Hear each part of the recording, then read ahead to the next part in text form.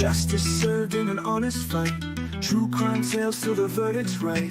Solving more than just trivial quests, where sentences rule at the defense rests.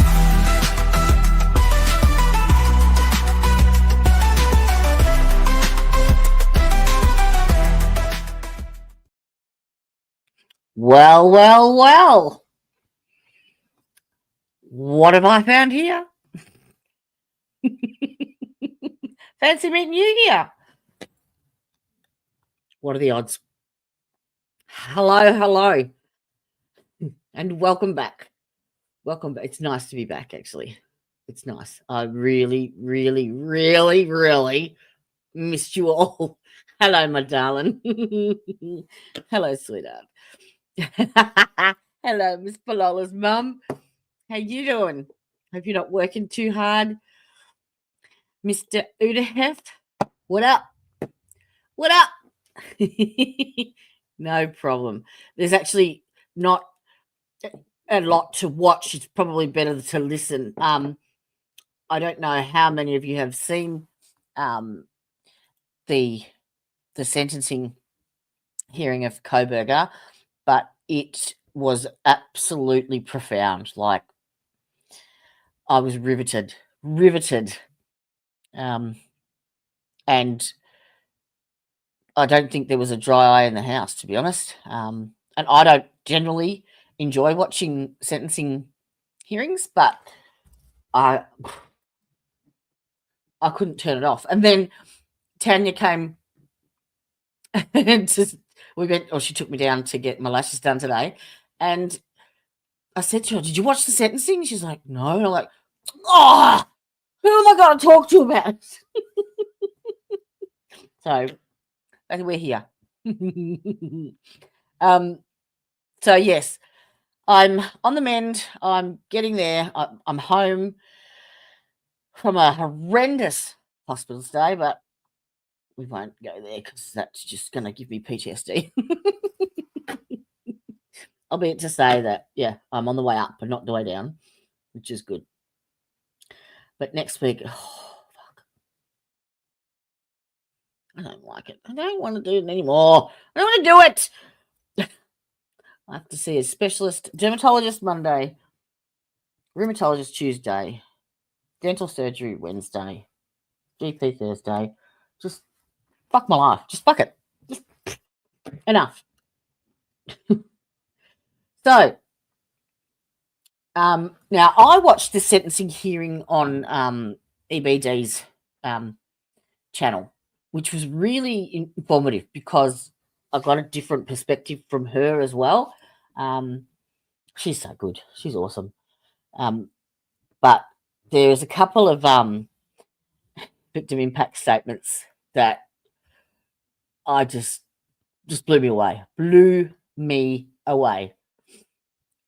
So I've picked a couple of the better ones. That's the wrong word. The nastier ones, probably. Yeah. So we're going to listen to Olivia Gonzalez, her victim impact statement. Christy Gonzalez, her mum's impact statement. And a little bit of the prosecution's closing, because he explains quite a lot about why he couldn't involve the families in the final decision-making process, and why he had to. It was such a quick process, because if it had gotten wind in the public, it would have tainted the jury pool. So they had to act quickly. And basically, the reason that he did take the guilty plea was because he'd exhausted absolutely every avenue available to him to avoid the death penalty. And after his last pre-trial motion was denied, the very last, I think what was she trying to get rid of? She was trying to get rid of something, but yeah, it was denied, and that was the last straw. So I was like, you know how we did the other day with the body language stuff? This guy, he is just, he is like the definite. If you looked up sociopathic psychopath in the dictionary, his face would be there, not moving. He is like there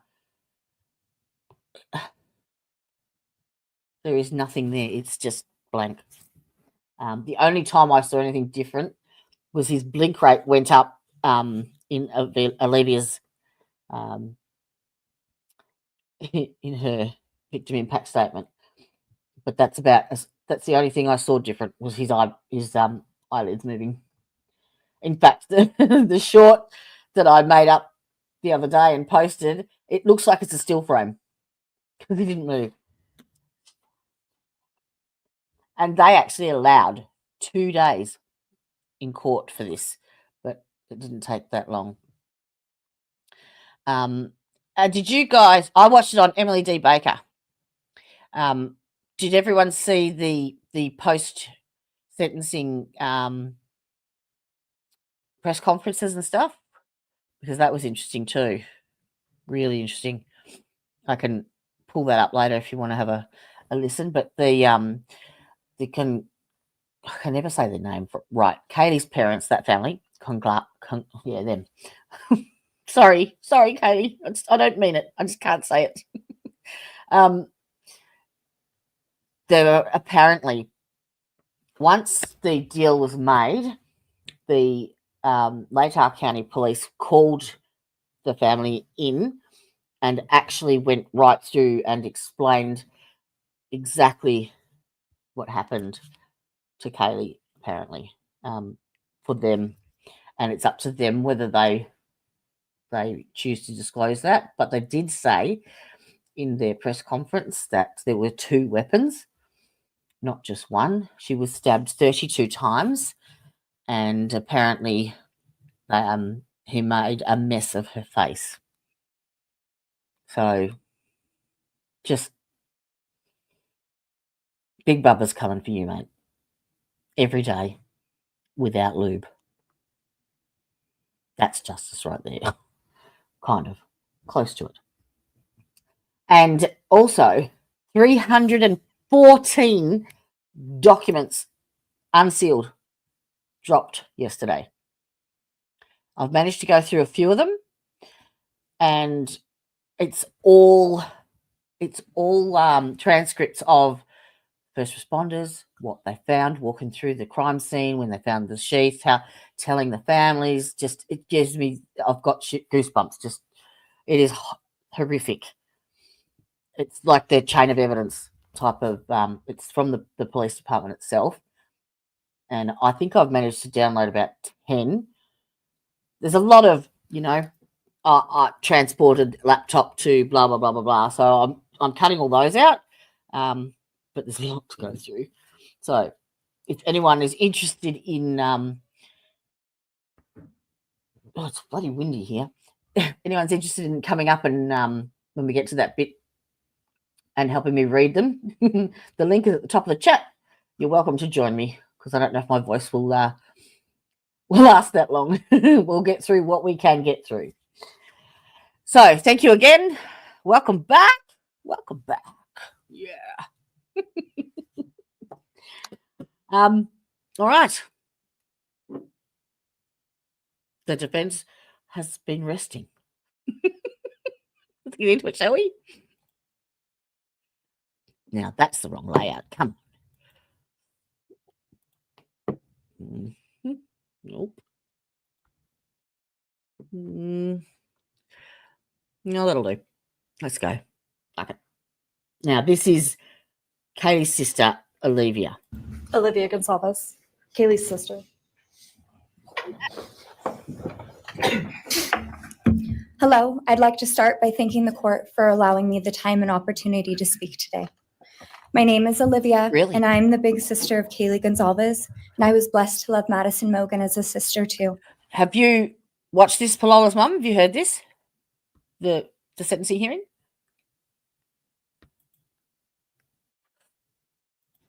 I'm not here today to speak in grief. I'm here to speak in truth. Good on you, love. Because the truth is, my sister Kaylee and her best friend Maddie were not yours to take.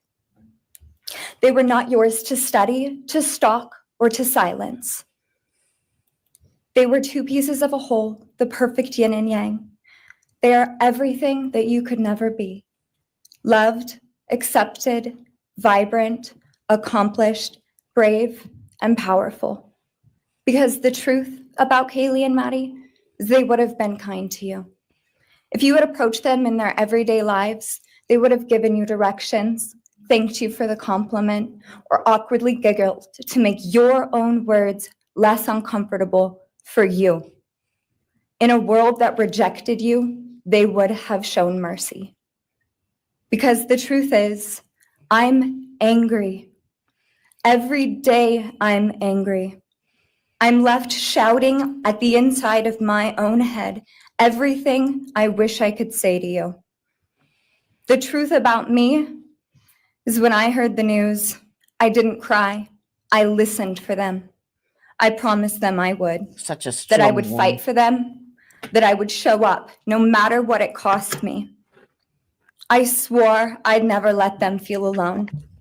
Because you see, I've always been their heavy. Hello, welcome, Hazel. Welcome. Hello, newbie here. Got a notification from As the Gavel Drops Discord. Thought I'd drop by and say hi. Which one? Who was it? Was it Toxic Orchid? Or, I don't know how to say it. XIO? XIO? Yeah. Or is that you? Welcome anyway. You're fair warned. Suffer in your jocks. Everyone else here knows what they're in for. But welcome. Thank you for joining us. You wait. I've always been the one to fight the battle. This is the sentencing hearing for Coburger, and it's Olivia's victim impact statement. So that's Kaylee's older sister. They didn't feel ready to fight themselves. All it ever took was a call, and they knew I would handle it for them, no matter the time, no matter the cost. They could wave their white flag because they knew I would never back down, not for them. And not even death could change that. Somewhere along the line, I started to think about what I would say to them if I was given just one last chance. If I could gather enough heartbreak or love or sacrifice or whatever it took to get just one message across, what would I say? Throughout this entire process, I've written my feelings down at every moment, my wishes, my love, my denial, my anger. And as one final act of love, I'd planned to read these thoughts, even jarring and discombobulating and not even making sense. Absolutely. Because for me, that was true love. As bare and as naked as it could be, not laced in pretty words or dressed for the occasion. But I actually don't know where she is. She'll be around somewhere. I haven't streamed all week because I've been unwell, so she's probably surprised. Written through bleary eyes at 2 a.m. with clenched fists, angry at this reality. My true final act of love was to continue on without them, for them. That dream to read aloud my love to them, to bring meaning through pain, was the latest blow in realizing that's what it's all about. You don't deserve it. And this is when you find your people, you find your people. Kaylee and Maddie don't need it. Kaylee and Maddie have always known my love, and they would never ask me to prove it by further victimizing myself to a defendant who has shown no guilt, no remorse, no apprehension. They would say to me, "Why would you give the satisfaction of showing vulnerability now? You promised you would never back down." And for that clarity, I'm thankful. I won't stand here and give you what you want. I won't offer you tears. I won't offer you trembling. Disappointments like you thrive on pain, on fear, and on the illusion of power. And I won't feed your beast. You go, girl. You fucking Instead, go.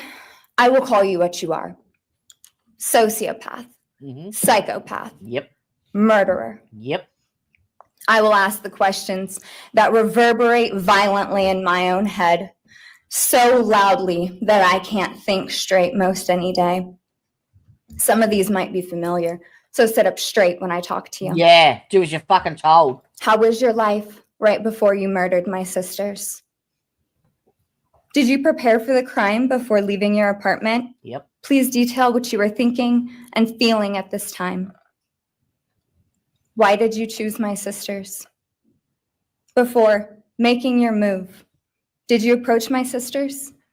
Detail what you were thinking and feeling. Before leaving their home, is there anything else you did? How does it feel to know the only thing you failed more miserably at than being a murderer is trying to be a rapper? Did you recently start shaving or manually pulling out your eyebrows? Why November 13th? Yeah. Did anyone else notice that? Because when this originally happened, like, that was another thing that I was absolutely riveted to. I wasn't streaming at the time, but I was watching. And this just blew me away, absolutely blew me away. But the numbers, 1122, kept coming up over and over and over. Like, it was, the house was number 1122. And just, it was November 22, wasn't it? Just like those numbers, those 1122 just kept coming over and over. Bizarre. Did you truly think your Amazon purchase was untraceable because you used a gift card? How do you find it enjoyable to stargaze with such a severe case of visual snow? Where is the murder weapon? Yeah. The clothes you wore that night? What did you bring into the house with you? What was the second weapon you used on Kaylee? What were Kaylee's last words? I hope it was fuck you. Please describe in detail the level of anxiety you must have felt when you heard the Bearcat pull up to your family home on December 30th, 2022. So I don't think that was ever screened, but apparently the whole SWAT team was like 3 o'clock in the morning, just did the whole massive raid, middle of the night shit. That would have been awesome. I would have loved to watch that. Which do you regret more? Returning to the crime scene 5 hours later, or never, ever going back to Moscow, not even once, after stalking them there for months? If you were really smart, do you think you'd be here right now? Exactly. What's it like needing this much attention just to feel real? Look at the judge. You're terrified of being ordinary, aren't you? Mm-hmm. Do you feel anything at all? Nope. Or are you exactly what you always feared? Nothing. If you're so powerful, then why are you still hiding, defendant? She doesn't even. You see, I'm here today as me. But who are you? Let's try to take off your mask and see. You didn't create devastation. You revealed it in yourself. And that darkness you carry, that emptiness, you'll sit with it long after this is over. That is your sentence. Mm-hmm. And it was written on the wall long before you ever pled guilty. Yep. You didn't win. You just exposed yourself as the coward you are. You're a delusional, pathetic, hypochondriac loser who thought you were so much smarter than everybody else. Constantly scolding, turning your nose up to grammar mistakes, nitpicking and criticizing others. You wanted so badly to be different, to be special, to be better, to be deep, to be mysterious. You found yourself thinking you were better than everyone else, and you thought you could figure out the human psyche and see through it, all while tweaked out on heroin. Lurking in the shadows made you feel powerful because no one ever paid you any attention in the light. You thought you were exceptional, all because of a grade on a paper. Exceptionally psycho. You thought you were elite because your online IQ test from 2010 told you so. All of that effort just to seem important, It's desperate. There is a name for your condition, though. Your inflated ego just didn't allow you to see it. Wannabe. You act like no one could ever understand your mind, but the truth is you're basic. You're a textbook case of insecurity disguised as control. Your patterns are predictable. Your motives are shallow. You are not profound. You're pathetic. You aren't special or deep, not mysterious or exceptional. Don't ever get it twisted again. No one is scared of you today. No one is intimidated by you. No one is impressed by you. No one thinks that you are important. You orchestrated this like you thought you were God. Now look at you, begging a courtroom for scraps. You spent months preparing, and still all it took was my sister in a sheath. You worked so hard to seem dangerous, but real control doesn't have to prove itself. The truth is, the scariest part about you is how painfully average you turned out to be. The truth is, you're as dumb as they come. Stupid, clumsy, slow, sloppy, weak, dirty. Let me be very clear. That's got to stab him in the heart, doesn't it? Don't ever try to convince yourself you mattered just because someone finally said your name out loud. I see through you. You want the truth? Here's the one you'll hate the most. If you hadn't attacked them in their sleep, in the middle of the night, like a pedophile, Kaylee would have kicked your fucking ass. Thank you. Good on you, girl. Fucking A1. Good on you. And that, where do you hear a round of applause at a sentencing hearing? That says a lot. Yeah, exactly. The only one was touch DNA on the K-bar sheath, on the button. That was the only thing. The only thing. Had he not left that sheath, I don't think we would be here today. I think they just did everything they could, but the evidence was too overwhelming. You cannot deny touch, not transfer, touch DNA at the crime scene under a victim. Simple as that.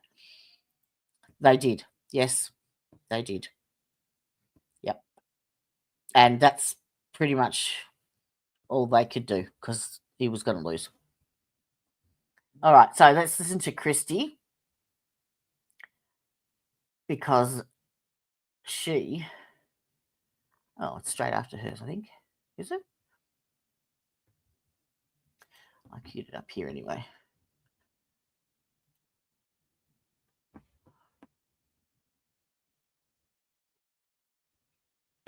Now, this is Kaylee's mum.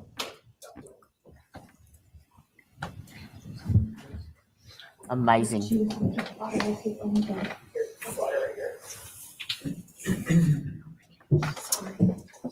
For sure. For sure. Next is Christy Gonzalez, Kaylee Gonzalez's mother.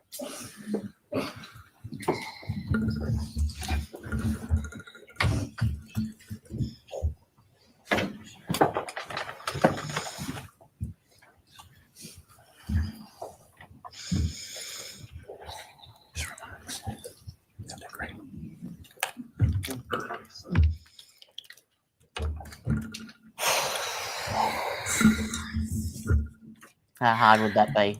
Thank you, Your Honor. I never imagined having to speak to someone so devoid of humanity. For a long time, I didn't think I'd find the words low enough to meet you where you are. But now I realize this isn't about you. It's about what you've done to me, and I need you to hear it. 100%. When you murdered my daughter, Kaylee Jade Gonzalez, you didn't just take her life, you shattered others. And Idaho is one of the few states that still has the option of the firing squad, apparently. You attacked what you could never be, and in doing so, you left a trail of devastation far beyond that house. Oh, really? You stole my peace. You've altered my every waking moment, every sleepless night, the way I view the world. Yes. No, when Christy's mum got to the podium, the defense attorney said to her, don't worry, you'll be great. You'll do great, or something like that. Because she was a bit nervous. That's what you heard. People, safety, trust. It's all been changed by your cruelty. Really? Get I fucked! no longer recognize parts of myself. Joy is harder to find. Laughter feels foreign. The world moves. Are you shitting me? I know some states still have the chair. Oh, you're a shit. You're a shit. You just wanted me to open my mouth, didn't you? Well, it wouldn't surprise me in the deep south, I suppose. But yeah. Mm-hmm. Yeah. Forward, but I'm suspended in a place of sorrow and rage. You've taken from me something that can never be restored. The grief sits with me every day, some days quietly, and other days so loud it drowns out everything else. Yeah. The emotional toll you've inflicted on me is... I was going to do it, but someone else was, so I didn't go there. I've got some really, really good stuff. I just haven't had a chance to. Well, I've had a chance to scratch myself, but that's about it. Immeasurable. I live with a constant ache, with birthdays that are now memorials, with holidays that feel hollow, with empty chairs that scream louder than words ever could. I am forever changed. I missed you all. But for you, as a person working on a PhD in criminal justice, you really didn't think this one through. You're not that good. In fact, you're not that good at anything. You couldn't secure a job. You couldn't get along with others. Nope. You couldn't even get a female to look in your direction. All because you are pathetic. Now you're a joke in this courtroom. I wish I could crown you with a jester hat to complete your orange jumpsuit clown look. A dead killer doesn't kill again. So while I'm disappointed the firing squad won't get to take their shots at you, I'm confident that the men in prison... Wow. Hello. Welcome. We got lots of newbies today. Woohoo. Welcome. This is, I don't know if you've all seen it, but this is Christy Gonzalez's mum, Christy, in her victim impact statement. And it is gold. Gold, I tell you. So I'm just going to back it up a little bit because it's worth listening to, trust me. Okay, no worries. Well, so that means that if Louise has been here before, she knows what she's in for, and she's waived all rights to any future psychological damage that's just caused from this channel. Done. Waived. All right, let me back this up just a tad. And will have the joke. You couldn't even get a female to look in your direction. Have a listen to this. All because you are gold. Pathetic. Now you're a joke in this courtroom. I wish I could crown you with a jester hat to complete your orange jumpsuit clown look. A dead killer doesn't kill again. So while I'm disappointed the firing squad won't get to take their shots at you, I'm confident that the men in prison will have their way with you in more ways than one. You will finally get what you wanted, physical touch. Just probably not how you were expecting it. Mm-hmm. You haven't beat the system. You've simply entered a new one. Yes. Where the rules are cruel and the consequences will never end.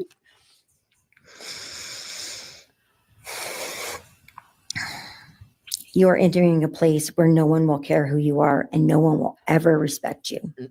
You will be forgotten, discarded, used, and erased. Like a piece of trash. You will always be remembered as a loser, an absolute failure.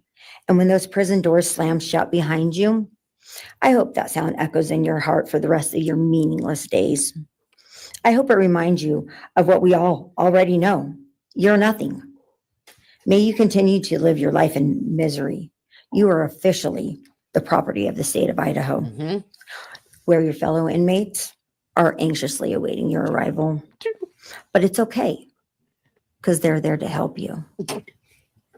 Hell will be waiting. Quick message from our youngest daughter. Aubrey wanted to say, you may have received A's in high school and college, but you're going to be getting big D's in prison. Thank you. That's just fucking gold. Gold. You might have gotten A's in college, but you're getting big D's in prison. Oh, I fucking love it. Yes. Sorry. I actually, when I was watching it, I'm pissing myself laughing as well. I couldn't help myself because that's gold. All right. Now, I'm just going to play a bit of Bill Thompson. I can't remember which bit. I think it was this bit just before the judge speaks, because he explains really well why they couldn't involve the families as much in the final decision, and why it had to happen so quickly. And it was really informative. And look, I do believe he's done the right thing for the victims and the families, to be honest, because we all know could be 20 odd years of appeals and money spent and him in the limelight still, and that's what he feeds off. So he has no chance of appeal, absolutely nothing. The public is safe, and the victims get to keep their dignity. Do you know what I mean? It's and when they're on death row, they get their private room with a TV. Like, no, you don't deserve that. So yeah, we'll just have a quick listen to him, and the judge blew me away. Absolutely blew me away. And then we'll get into the docs because there's so many of them. Oh my God. Fuck. 314 unsealed dropped yesterday. Oh, hang on. I'm sharing the wrong thing. Just as a housekeeping matter to start, there will be the issue of restitution. That is, the documentation is being gathered, and we asked if the court would defer that for 30 days so we can present it in an orderly fashion and make sure it's comprehensive we don't want for everyone. Just The objection to being rested. So what happens is there apparently has been people that have approached him to sell his story. And even though he can't directly profit from crime, he can be a beneficiary of it, apparently. So what the judge did with the sentencing, he actually imposed the maximum that he could possibly impose under Idaho law for the fines and the restitution and the family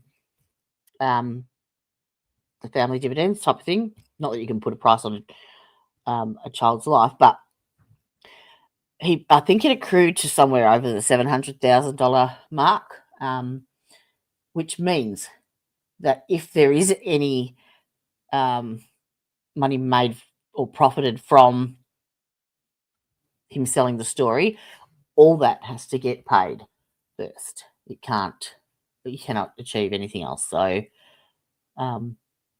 that's the judge's way of trying to stop him from getting any further with that, if that makes sense. Oh, yes, he will. I think it's necessary and appropriate to share for everyone here, including the court, the background that brings us in front of Your Honor today for these proceedings. As the record reflects, and as everybody in this courtroom knows, the defendant has pleaded guilty to all 5 counts charged in the indictment. Under oath before Your Honor, he has admitted that the charges against him are true. He has reassured the court that he has not been coerced or threatened to make those admissions. He has to, if he does, that 700,000 gets paid first. So he has to earn at least that to pay off all of the fines and all of the debts and all of the what do you call it? Starts with an R. You know the one. And that's separate. They've got 60 days, I think, to file restitution. And that could add up to a shit ton more. So, yeah. And Your Honor did an extraordinary job in taking the pleas back on July 2nd. We appreciate the court's discipline and insight. The defendant has also waived appeal on the multitude of rulings from this court and Your Honor's predecessor in Latah County on dozens, literally dozens of motions seeking to dismiss the case, seeking to control or limit evidence, seeking to offer evidence that would not be appropriate. And we appreciate the court's consistent rulings based on the law, based on the facts. As Your Honor will recall, on June 18th, it's just really not that long ago, we appeared before this court for arguments on what became the defendant's final motions to this court. Motion where they wanted to offer evidence suggesting that other people were responsible for the defendant's actions. And the motion seeking essentially an indefinite continuance of the trial. It was readily apparent to all of us in the courtroom from Your Honor's comments that those motions were not going to be granted. So we returned to Moscow. What do you know, an honest judge? And continued with what we had been working on for months in preparation for trial. We had no qualms about going to trial if trial was what was necessary and appropriate. The following week after we were in court, we were approached by the defense with an inquiry about a possible plea. And I can tell the court this is the first suggestion ever that there was any consideration, because indeed the defense had maintained from the beginning that Mr. Koberger, the defendant, was factually innocent. It's clear that the reality of the evidence and the case that had been investigated and prepared and that we were ready to present in court became a reality. Our reaction, among other things, was to reach out to all of the families. And in fact, later that week, on Thursday and Friday of that last week of June, we met with representatives by teams, virtual meetings with representatives of all of the families. And we talked about the status of the case and the upcoming trial and things that related to the trial. And we also let them know that there had been an inquiry about whether there might be an offer for a plea. And we asked the family members for their thoughts and feelings. And they were candid. And they have been candid since, and we respect that. And we understand, recognize, and acknowledge that there was a difference of opinion among representatives of the different families. We understand that. One of the challenges of this case, one of the unique things about this case is we have multiple victims, each unique unto themselves, their families and friends unique unto themselves, and all of them entitled to their opinions, all of them entitled to their thoughts. Over the following weekend, our prosecution team, very skilled attorneys who were personally as well as professionally deeply invested in this case, met. And we talked, and the decision was reached. Well, to start with, were there to be any sort of plea offer or discussion, there's only one possibility. And that would be for the defendant to plead guilty straight up to all charges. There would be no bargaining about counts. There would be no bargaining about reduced sentences. And so we made the proposal to the defense that if the defendant was willing to plead guilty up front to all 5 counts as charged and waive appeal of the court's myriad decisions during the past 2.5+ years on all these motions that would have consumed years, if not Yeah. decades And so much of time money. in the future. By the end of the weekend, we were notified the defendant was prepared to plead guilty as charged and factually acknowledge his responsibility in court for these horrible crimes. Every time I hear that guilty as charged, it takes me back to that what we were watching, the show with John C. Reilly. Oh,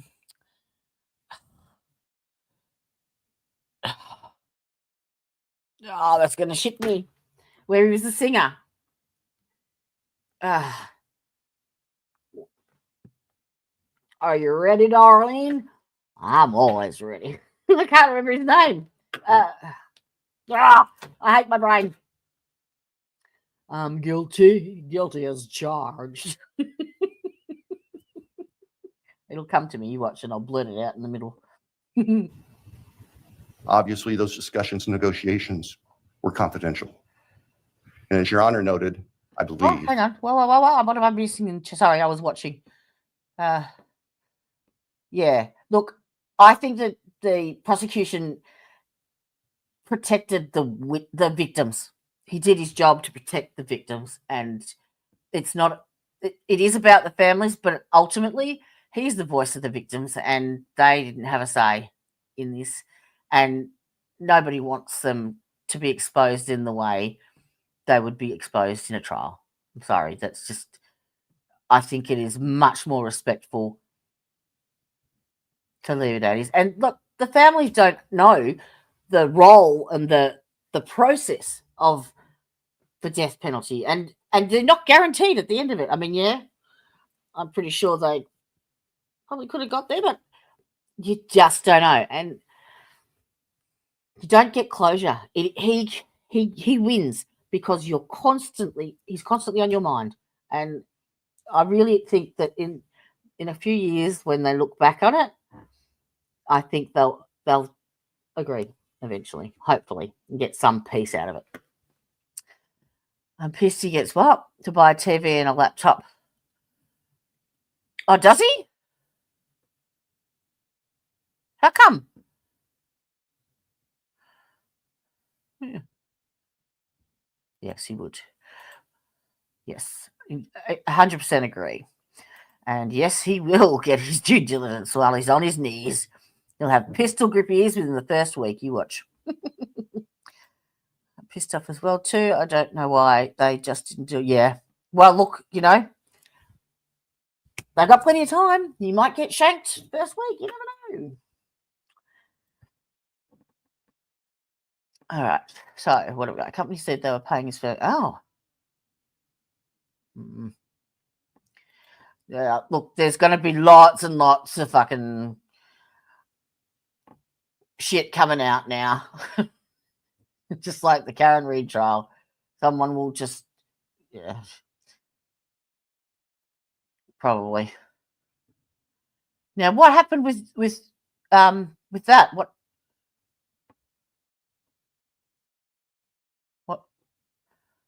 I don't watch her. I don't listen to her. I don't.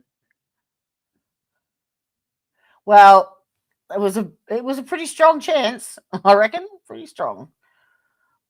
But there is always that risk, yes. Pro burger. Oh my God.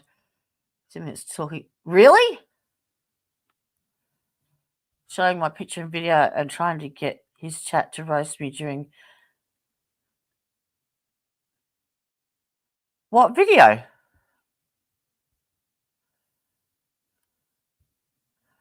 Did you make a video?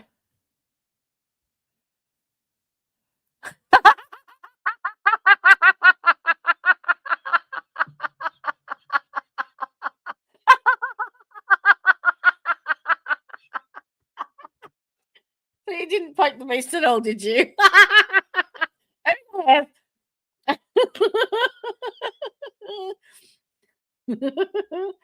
What a piece of shit. This is what I don't know who I was. I think it might have been you, Tracy. I was saying that the longer that I am on YouTube, the more I've come to realize that it is an insidious place to be, and X is even worse. So I just stay in my little bubble here. I don't get involved in any BS, and I never say anything bad about anyone else because there's no need. There's plenty of fucking room for everybody, and we should all have each other's backs at the end of the day, because and the internet seems like it's huge, but in this particular niche, it ain't. Everybody know everybody. Somebody know somebody. Now, what have I got here? Yeah. Really? No. Come on. Yes. You'll have to. Oh, no, because if you tag us in the chat, then he'll get rewarded for us watching it, and we don't want him to be rewarded. He can go fuck himself. Yeah. Oh, gee. What do you go there for? Where are you hanging out? Do you hang out in the gutter when you're not with us? Udahev?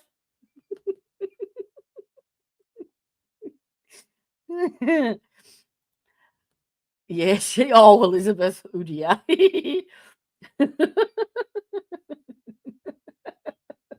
You're a dick. Oh, dear. Yeah. Tap in.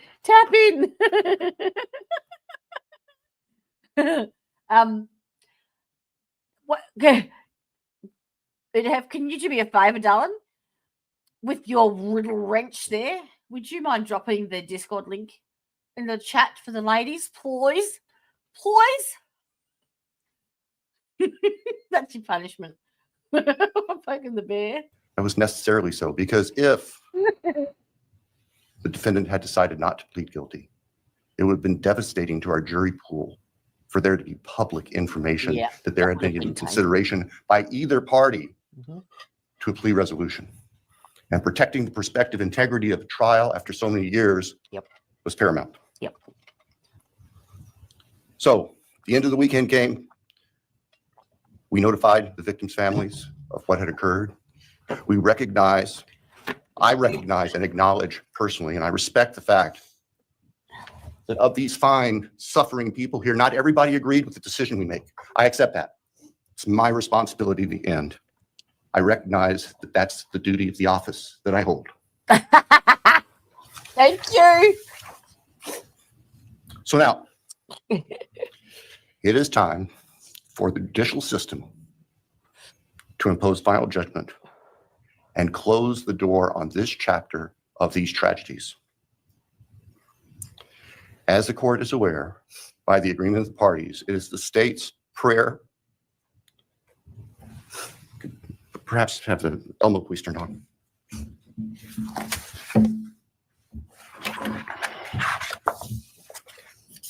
Thank you.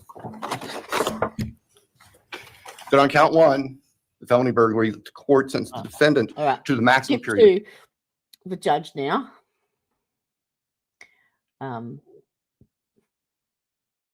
Because this is amazing. Let's have evidence to present today. All right.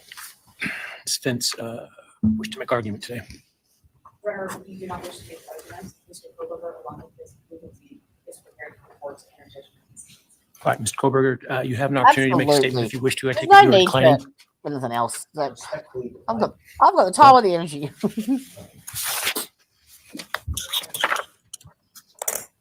And just so you know too, Louise, please, what? Please what? Just so you know, all of the mods in here have my express approval that any negative comments or bullying or harassment or anything like that, they are not to hesitate to boot them. They do not get a warning. They don't get a second chance. They're gone. That's it. Not interested. So it is a safe place, and you're more than welcome. Please. All right, let me start this morning by acknowledging and thanking those that have come here today in support of their loved ones, and I appreciate your courage and your blew me strength. away. Gave me goosebumps. And I hope that you are able to move on as best as possible. Thank counsel for the professionalism that they've exhibited throughout this case. It's been my great honor to preside in this case and to help bring, to the extent possible, some resolution and hopefully justice to this case. During the quiet morning hours of November 13, 2022, a faceless coward breached the tranquility of 6 beautiful young people. Oh, that's the And other since- thing the plea protected to was the surviving victims, because they have copped so much crap from social media and the public, and that would just expose them even further. And I really, really think that they've made the right decision. Slaughtered them, 4 of them. It brought him to tears. Who committed this unspeakable evil was unknown for several weeks, but due to the killer's incompetence and outstanding police work by numerous local, state, and federal law enforcement agencies, the person that slithered through that sliding glass door at 1122 King Road now stands before the world and this court unmasked. Mm-hmm. This unfathomable and senseless act of evil has caused immeasurable pain and loss. No parent should ever have to bury their child. Fuck no. This is the greatest tragedy that can be inflicted upon a person.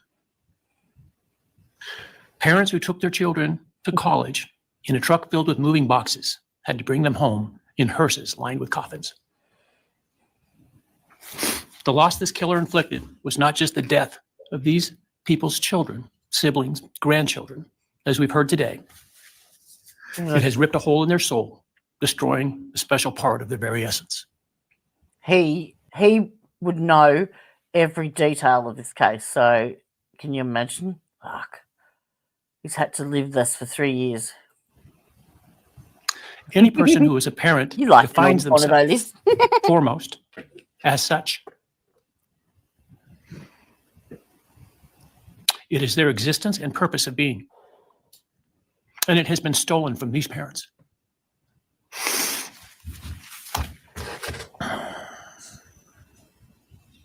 None of us have experienced the loss these victims have in the unspeakable way that they have. Yeah. And therefore, none of us can, nor should we, question the way in which they have handled their loss. Whether that be in private mourning, removed as far as possible from this media circus, or in front of a camera demanding retribution with the loudest megaphone. I've listened intently to the stories and pain. Basically saying that, you know, I can't say his last name. Kaylee's parents, it's okay. It's all right. He had to say something at the time to protect, you know, the trial and the evidence and what have you. But he's basically now saying, I'd have done the same fucking thing. And good for you.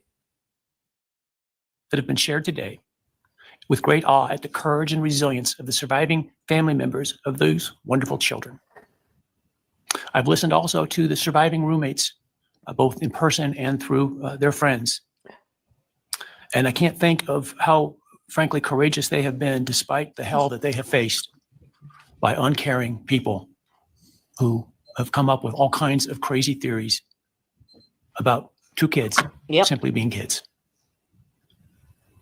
Disgusting. The parents, siblings, and other family members who have spoken today are designated as victims in our legal system.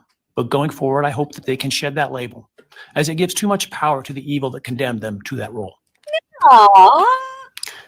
They are. Thank you, Guy. Thank you. Who got it? Let's see. Ooh.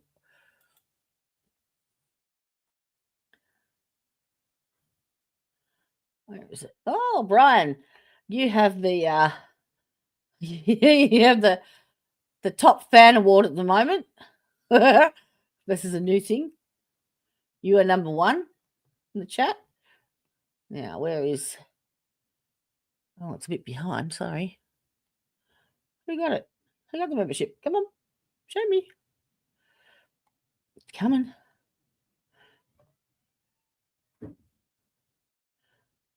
Ah, Paloma's mum got it. Yay! Congratulations. Woohoo! Good job. Thank you. Where is my little I haven't got a membership one. We'll just play this. Out to the person that just gave us a super chat. This community is just the best. Love you all the different. I'll have to make a membership one. Yeah. Oh. Just played it. Thank you. Thank you, darling. Hey, Christine, how you going?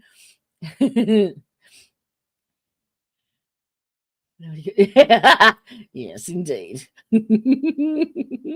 Stop it! Stop it! I know you're trying to get Elizabeth, aren't you? I see what you're doing. No, ba-bam. Oh, Pour and Order Chloe and Murphy Investigate received a gift membership. Welcome, Pour and Order Chloe and Murphy Investigate. Thank you for joining us. But alas, Tricia, no cigar.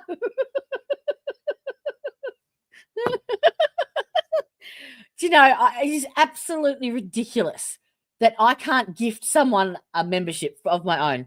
I can't do it. I can't. It won't let me. Stupid thing. I don't even think I can buy one. Let me see. Support the defense rests. I can buy myself a super sticker or a super chat, which I have done before. But for the wrong reasons.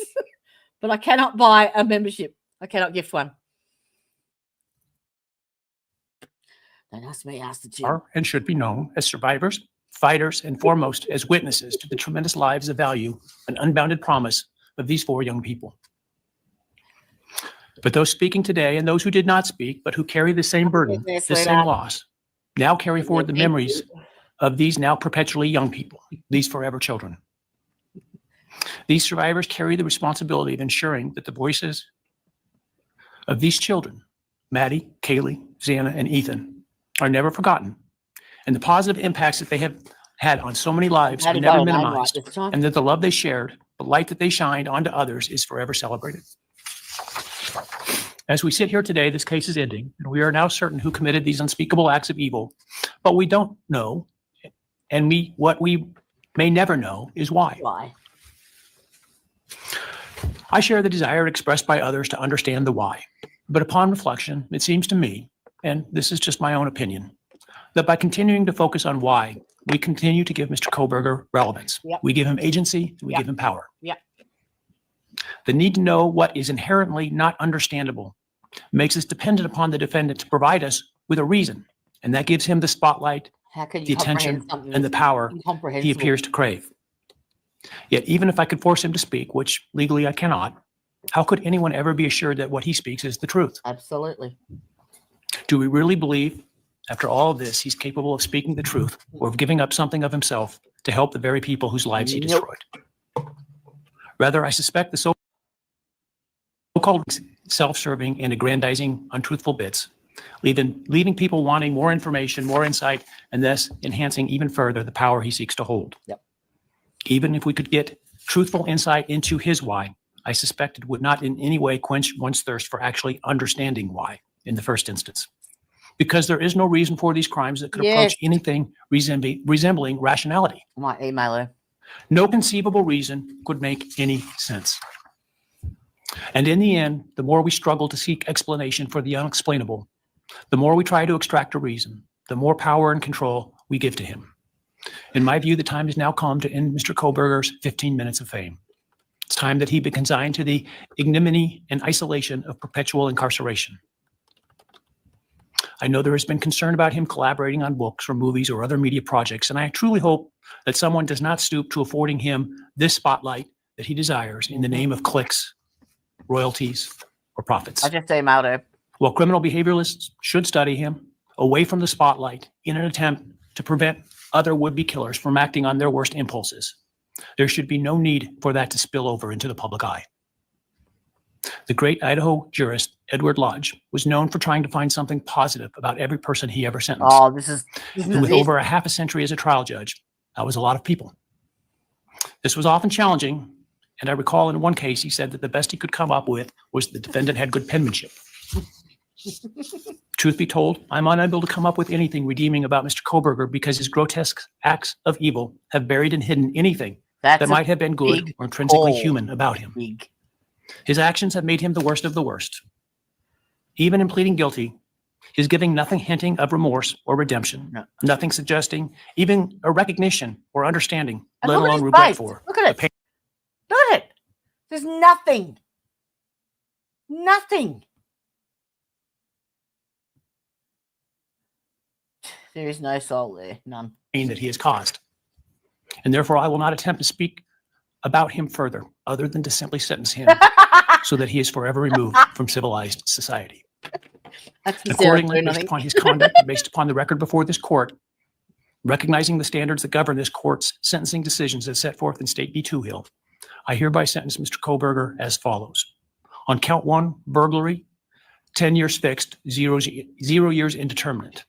Now, he didn't have to give fines or anything else like he gave the maximum under the law of Idaho that he could give, the absolute maximum sentences for everything.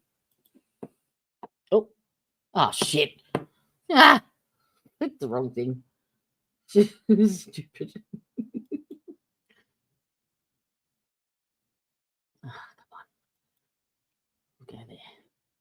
We have the victim, pardon me. On count 4, for the first-degree murder of Xana Kernodle, so he sentenced the defendant to a fixed term of life imprisonment without the possibility of parole, a fine of $50,000, and a civil penalty of $5,000 payable to the family of the victim. On count 5, for the first-degree murder of Ethan Chapin, I sentenced the defendant to a fixed term of life imprisonment without the possibility of parole, a fine of $50,000, and a civil penalty of $5,000 payable to the family of the victim. The sentences on counts 1, 2, 3, 4, and 5 shall run consecutively to one another. Restitution will be left open for 60 days. Defendant will be required to submit a DNA sample and a right thumb print impression to the Department of Corrections and comply with the DNA Database Act. I remand the defendant to the custody of the Idaho State Board of Corrections for to be imprisoned in an appropriate facility in execution of the sentence where he will remain until he dies. Though you have waived your right to appeal, you do have a right to file a notice of appeal, and any such appeal must be filed within 42 days of the date of the written judgment, which will be entered shortly hereafter. Though the appeal, you should be aware, may be deemed a violation of the plea agreement, and so I certainly suggest you discuss that with counsel. In other words, if he does apply, that is a breach of his plea deal, and he will go straight back to trial. Go to jail, go directly to jail, do not pass go, do not collect $200. Your desire. I ask the media and public present to allow the... That's the end of that one. But so he got 4 life without paroles consecutive plus 10 for the Berg, and the maximum fines and restitution and penalties he could. Did anyone see the press conferences with the families and the law enforcement afterwards at all? Because they were really interesting. There were quite a few pointed questions, and there's there's still shit that the police are not telling at all. Not answering questions directly and skirting the obvious. All right. Now, I've got 1, 2, 3, 4, 5, 6, 7 I've managed to download so far of the unsealed docs that were dropped yesterday. So most of the, as you know, most of the files, the court filings and stuff had been under seal, but the judge released 314 of them yesterday. And each one has like multiple subfolders to it. So it's going to take a while. A lot of it is, chain of custody stuff and what have you. But I've got a 911 responder that turned up first on the scene, a crime scene investigator explaining what he found when he went to the scene, finding Maddie and Kaylee, finding the K-bar sheath, having to tell, because Xana's family apparently turned up at the scene, and a witness that came forward who had been at the nightclub with the girls before they left. I think he was identified early on too, because he went to the grub truck as well. Was it Jack? I think it was Jack, but they've redacted his name. So I think it was Jack. Did you want to have a look at? All right, I'll see if I can find. Or let me just chat amongst yourselves for a second, and I'll see if I can find the bits of the press conference. Un momento, per favore. God, he's horrid.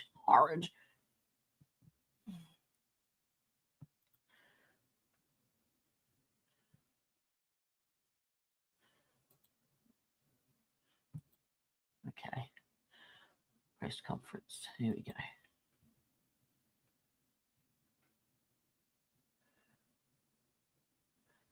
CC. Share this tab.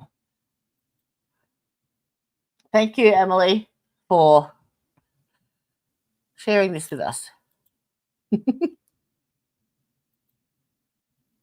Oh, whoops. Okay. Now, the feed isn't a full court feed, so it's shitty.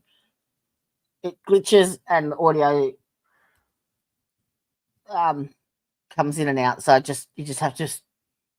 She tried 3 different feeds and it just was crap. So we have to suck it. Sorry.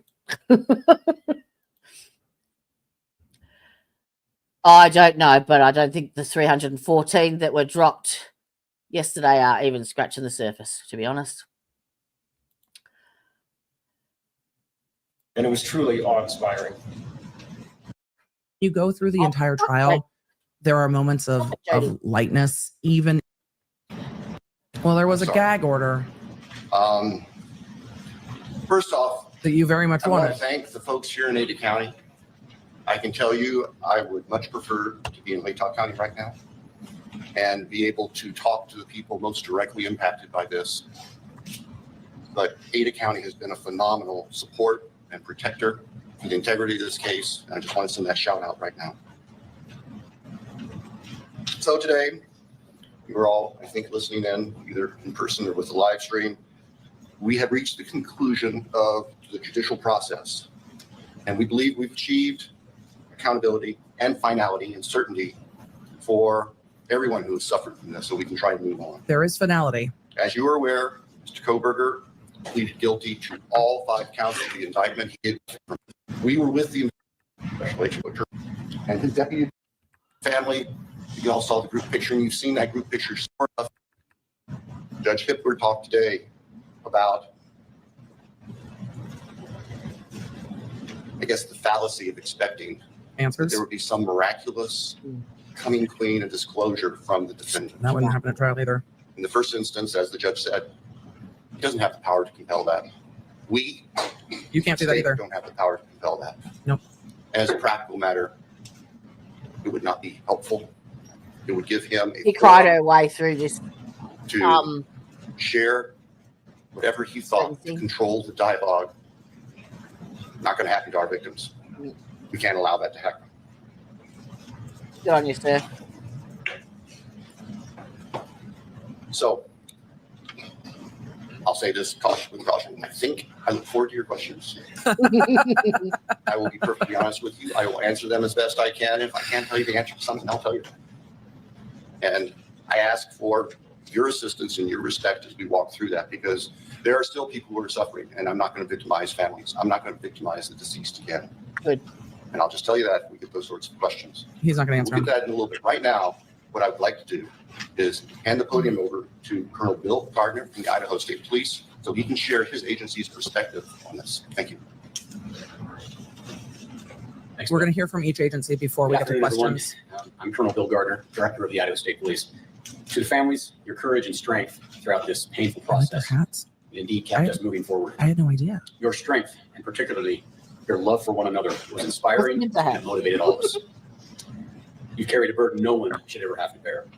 This investigation demanded the very best from you. It's a powerful compliment to the core investigative work done by both the FBI, I'm on. but with our commitment to protecting others. Layout, we don't know. Like, That's to the best of As we put out in that press release, I hope everybody can understand the immense amount of information that's in this investigation is going to take a lot of time to prepare. It has to be gone through legally to be redacted or figured out whether or not it can actually be released. So I did get word today. It sounds like our website will be going live hopefully this afternoon. There should be another press release coming out in the next few hours. You can't guarantee that he's going to tell you the truth. That's what they're saying. What? How do we know that anything honest would ever come out of his mouth? And as the judge said, he'll just control the dialogue and just make the family suffer even more. I don't think we'll ever know why. To show that website so that people can start accessing that. Initially, what is going to be on there, certainly this is just for the Moscow Police Department because we're only the holders of our records, but it will be all of our police reports from this investigation. So just the documents there. They'll be redacted, ready to go, again, free of charge for the public. We want to be as transparent as we possibly can, so we wanted to get those out to everyone. That's what the Monroe Police Department that's released all of these documents yesterday. Can you now say who is the target and what's your evidence? The next question is about whether this is or was a targeted attack and getting into those questions. But what we learned from Moscow is that they are going to be putting up a website, which will probably 504 very quickly, but they are going to be putting up a website that they are going to release police reports. I don't know if we will get all of those reports today. I imagine they will put up a placeholder because identifying information will have to be taken out. And a lot of police reports, every time they mention the victims, include dates of birth. So there is stuff that's going to have to be redacted out, but I will keep an eye on that as we go through it. But we also have other cases, so we will keep an eye. But I appreciate that they are going to put out a website with the police reports in this case. It's going to be a lot of information. But as Kate P said in the chat, makes sense instead of dealing with all the FOIA requests. Yes, because everybody would be hitting them with FOIA requests. Yeah. I'll turn that question over to the investigators to. That's what was up yesterday. Well, I think Darren and I have the evidence suggests that there was a reason that this gentleman here with the bald head, in the days from the start, once the incident happened until they arrested Brian, rang every family every day. So he actually gets a bit choked up here, and you can understand why. He invested in this big time. particular house was chosen. What that reason is, we don't know. We don't know who the target was, and we're not going to speculate on that up here today. But we can tell you that for whatever reason, Mr. Goberger chose that residence. Perhaps it's the location, layout, we don't know. But that's, to the best of my knowledge, that's what that statement likely led to. There's a lot of speculation online about who was targeted, how they were targeted. I think it is a appropriate law enforcement response to say this house was chosen and targeted, but they are not going to say who within the house was targeted because they likely do not have evidence to I would actually like to hear from a DoorDash driver. Bad. I would really like to hear from them. point to that. And so they are going to leave that alone. However, each different law enforcement agency has different parts of this case. During Haley got their HQ, there was a social media account that surfaced that has long had speculation that it was Brian Koberger.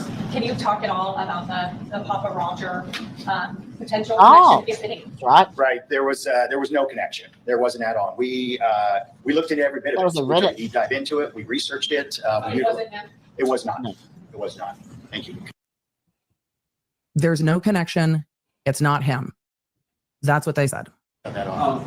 Is it possible that there was a second murder weapon?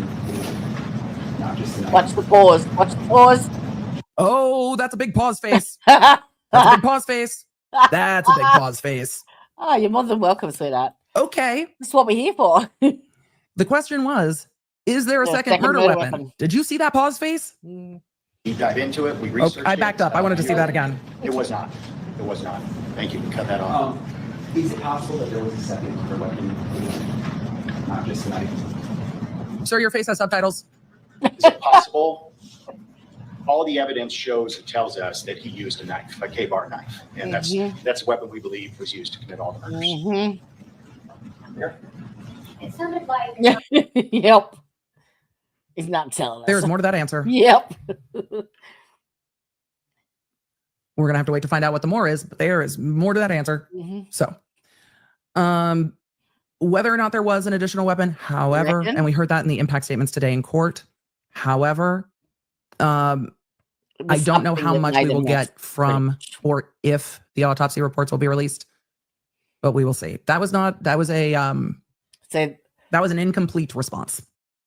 I don't know if the autopsy reports will be released either, but that's my forte. That's where I come in.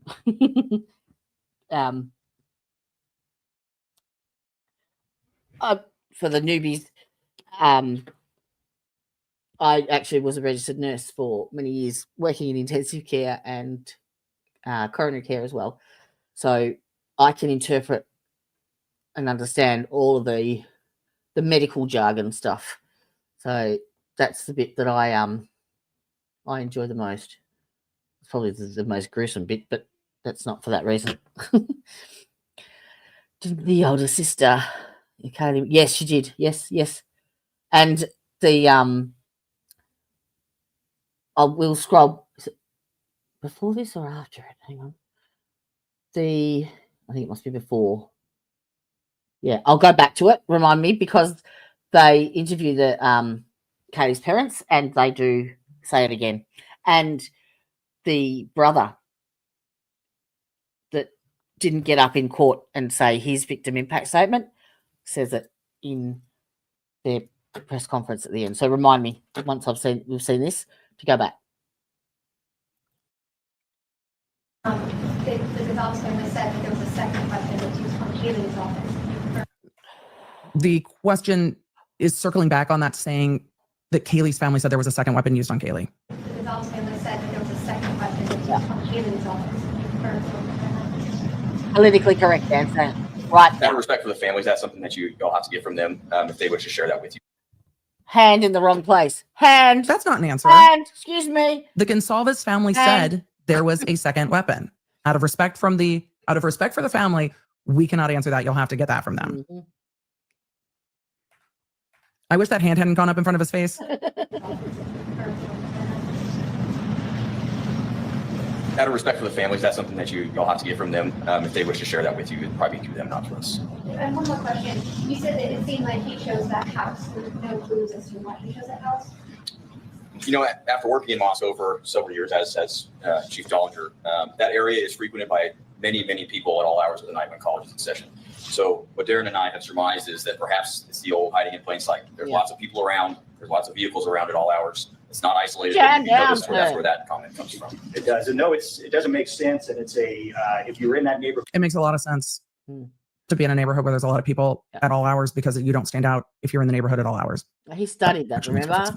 But it all, it's a very complicated neighborhood. It's very closed in. But at the same time, there's everything from college kids to adults that live there, people that have full-time jobs, part-time jobs. So any one of us could come and go. People delivering DoorDash. Right. DA Thompson, during the plea hearing and then again today, it seemed like your voice quivered a bit when you were either putting up photographs or mentioning, and then again today, it seemed like your voice quivered a bit. The feed does glitch. That wasn't you. The feed did glitch and back up. Yes, too. The media is asking DA Thompson about his voice quivering. When you were either putting up photographs or mentioning the victims' names, I'm just wondering about the emotional toll and one of them. Yeah, you're right. My voice was quivering.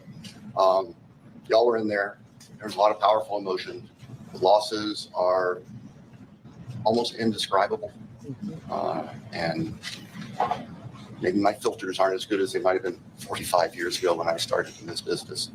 But I think you also saw that even Judge Schiffler was affected and impacted by this. There's just no impacted by this. There is no easy way to remain stiff-lipped. The only person not impacted by this seems to be the defendant.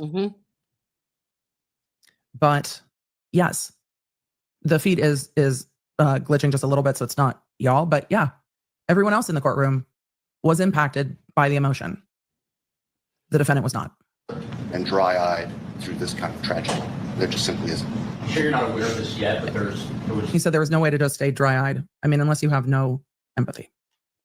a photograph where they zoomed in on a picture that Brian Koberger had on the defense counsel table, and it was an image of a black heart. I don't know if you've heard this or you've seen the image. Hearing this, All right. thoughts? Go back First I've heard of it. to The prosecutor wouldn't have seen what's on defense table, but the question.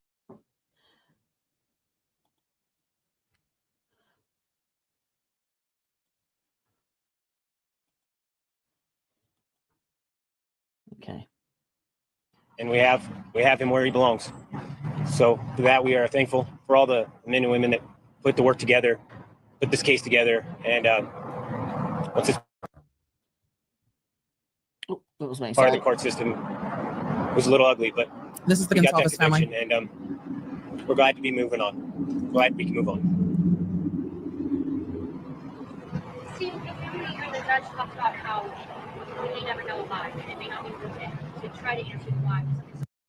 The reporter is really hard to hear, but she's asking about the judge. The judge said we may never know why, and is starting to ask their thoughts about that.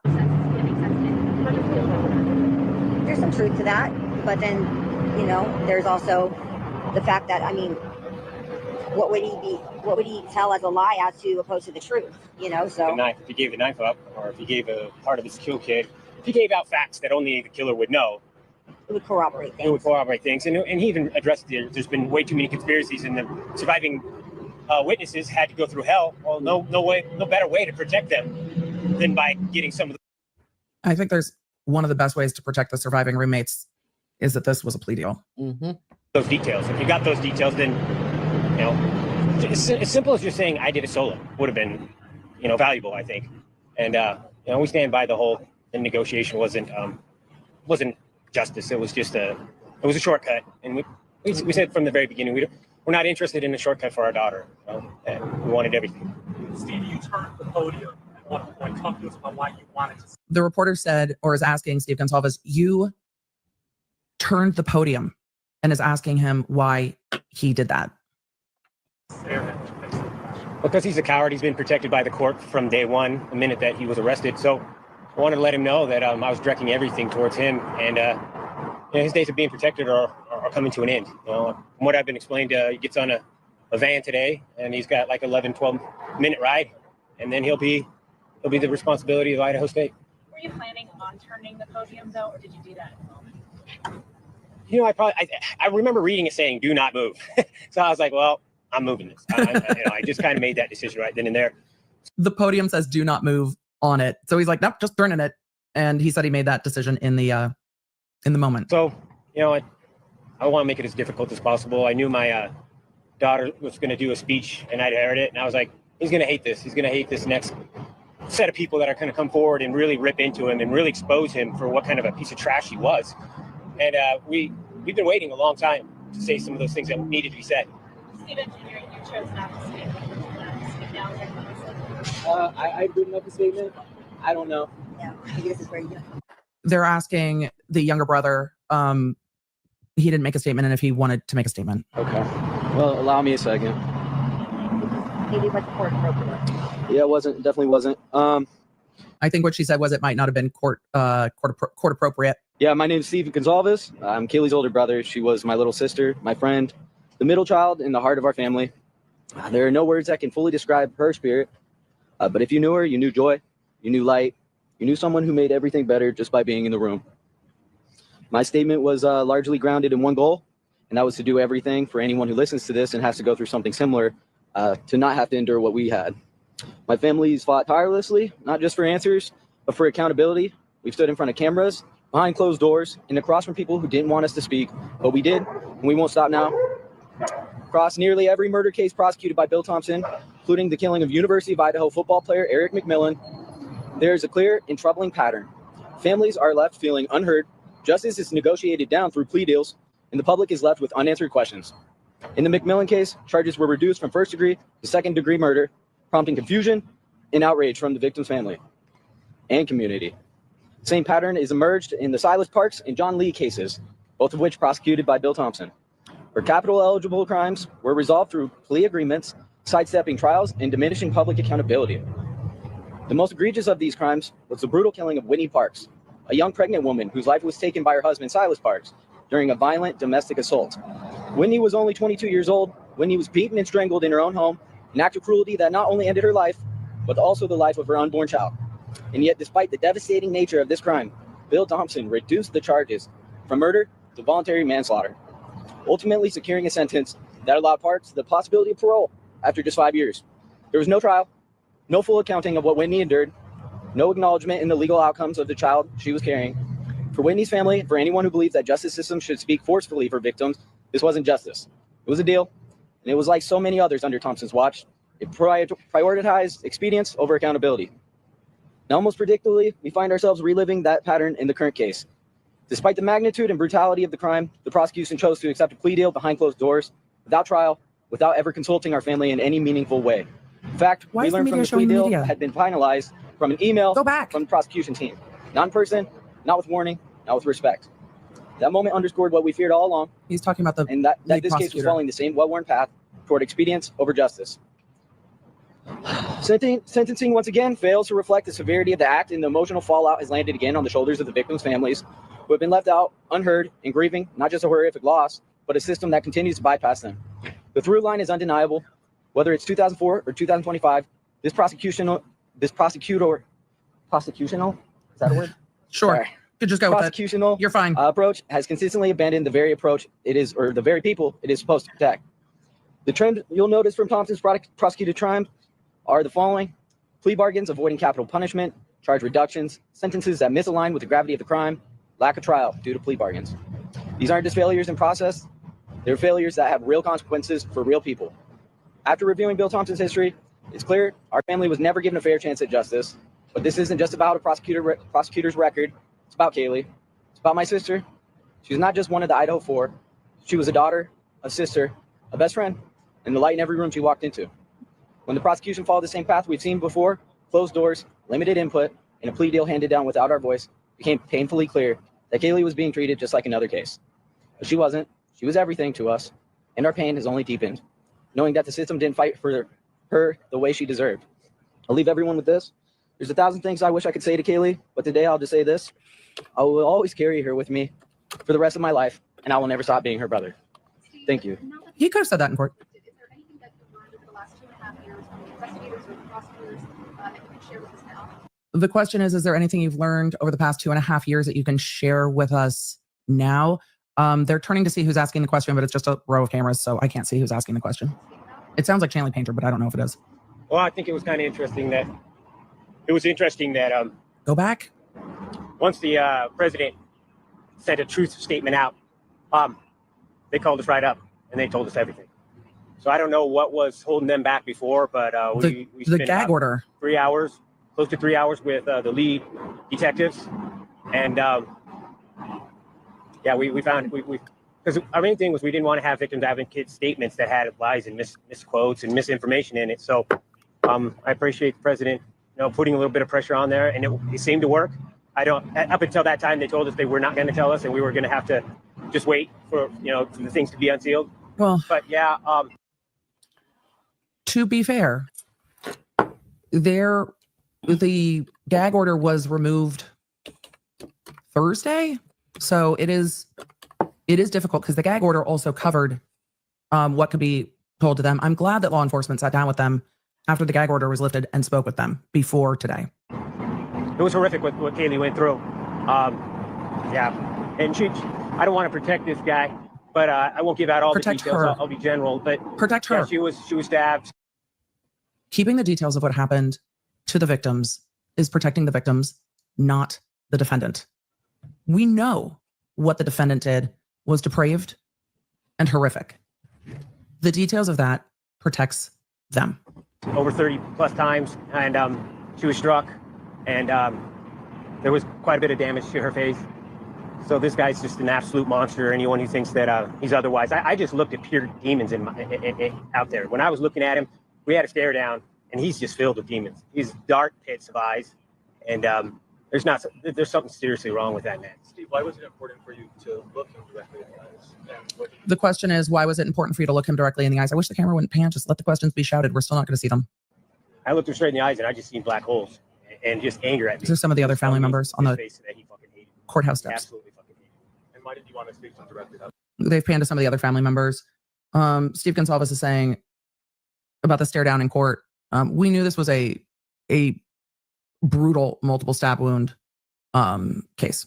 And that's going to be consistent for all of the victims based on what we've seen in court and what he is sharing. And he's just filled with demons. He's dark pits of eyes, and there's something seriously wrong with that man. Steve, why was it important for you to look him directly in the eyes? And what did you see as you spoke to him? I looked him straight in the eyes, and I just seen black holes and just anger at me. He was telling me with his face that he fucking hated me. He absolutely fucking hated me. And why did you want to speak to him directly that way?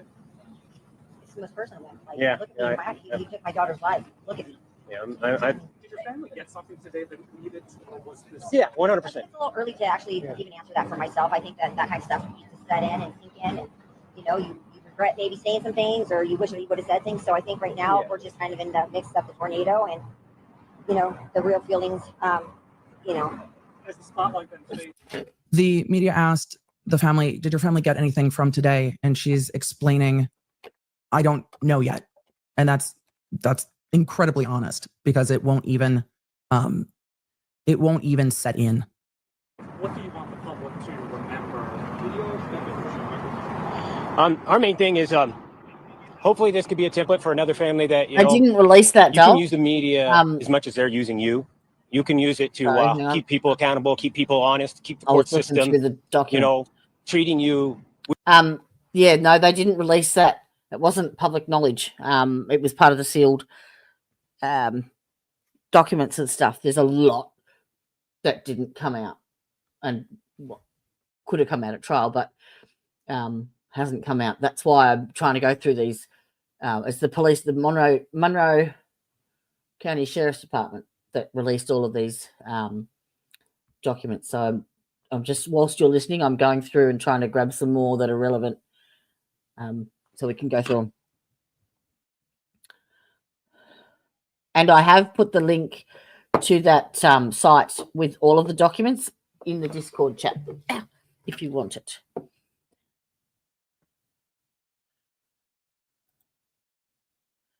Yeah.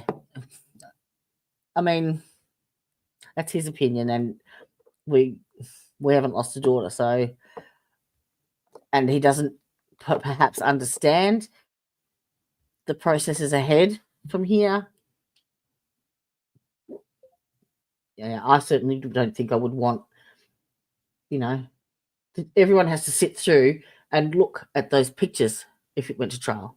That's, Katie wouldn't want that. No way. No way.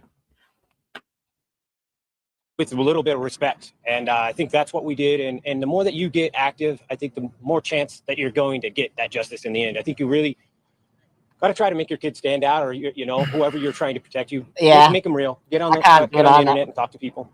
I want to ask you, Olivia today spectacular. But Olivia asked a question. The media's talking about Olivia's statement and starting to ask about Olivia's statement.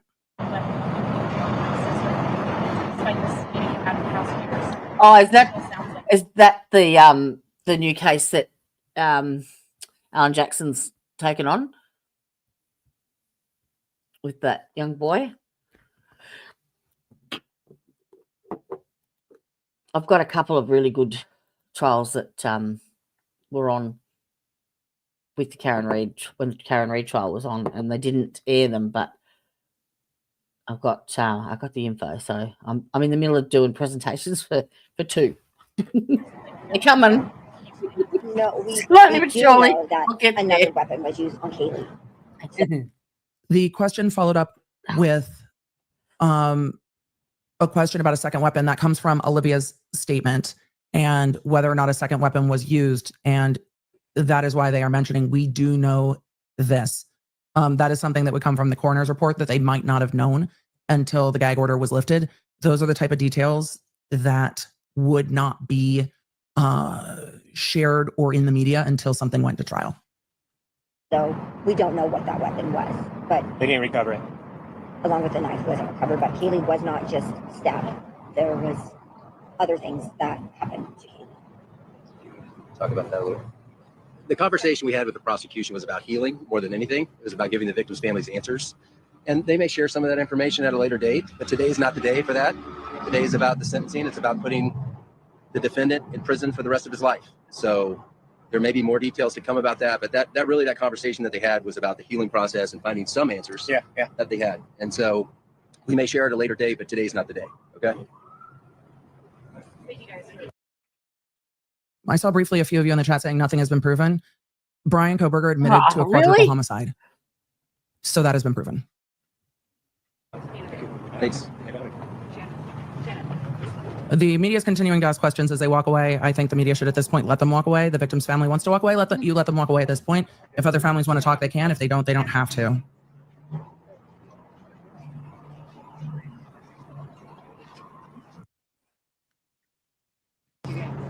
That was the feed that glitched for a moment.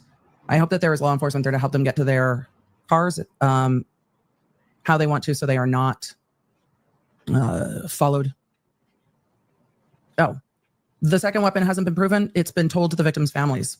So what it is, they might not know, but they know that there is something different that would have come from the coroner's report. Coroner reports can identify weapons, and that's not unusual. Julie, the state could not do a lot until after this case was done because there was a very strict non-dissemination order. And if the state had given information that the victims' families shared with the media, it would have become a very big problem. So there was a lot the state could not share because of that. That is frustrating for them. So, all right. They are covering the family's private moments. If others come up and speak, we will cover that too. I'm just going to let it roll.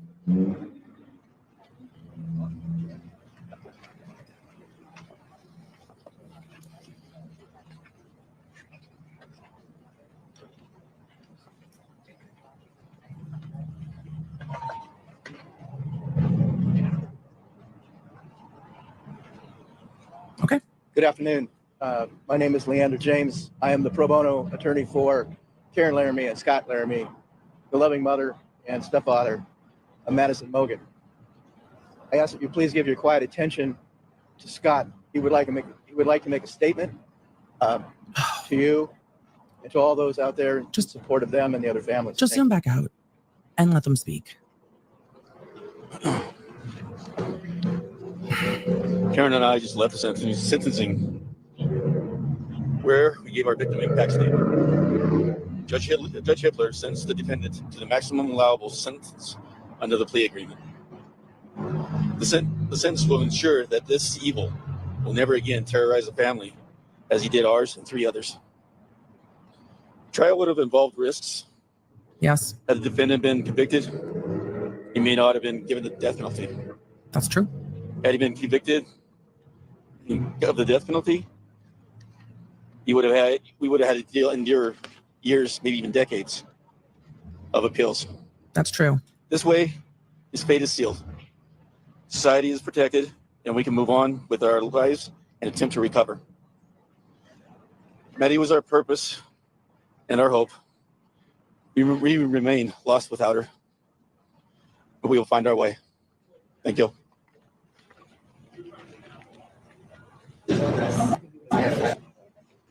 That was me pulling up another feed for the press conference that has not started yet. So that's what the background noise was. Apologies for that. When that starts, we will go to it. I'm going to stay outside of court. This feed, though, might shift to the press conference and moderated Q&A that law enforcement is going to hold. We will go there next. Miguelina, will you just let the it does actually just let the chat, or let the chat is here. Will you let the Let's go. I managed to get some more downloaded. Where did I save them?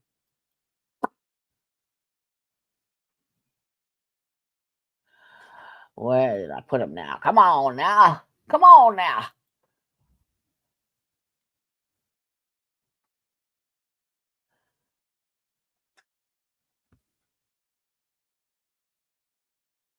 What are you doing?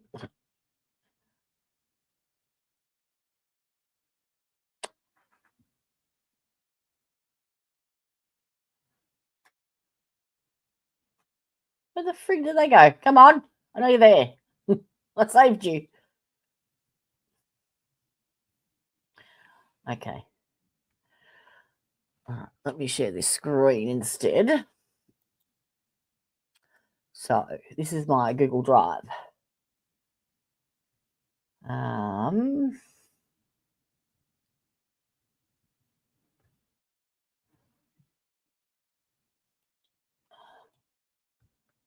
Okay. All right. This was one of the crime scene investigators.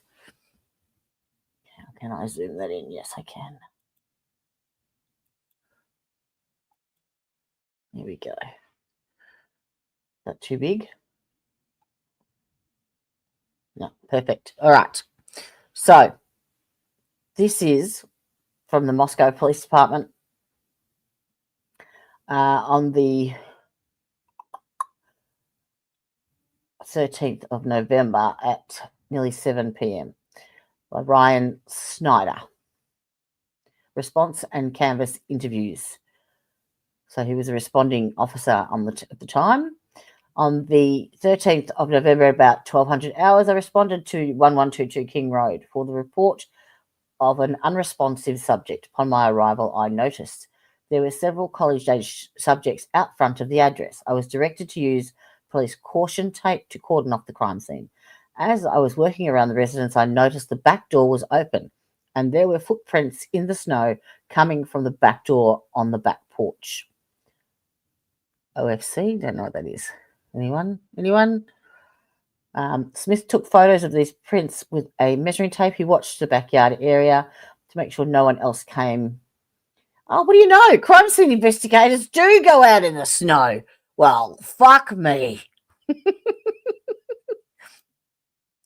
we go. It's probably a bit better.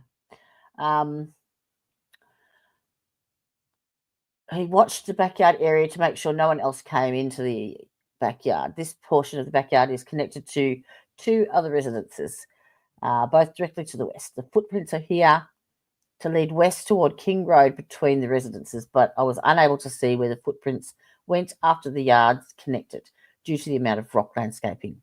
I was also unable to discern how old these prints were. There had not been recent snowfall.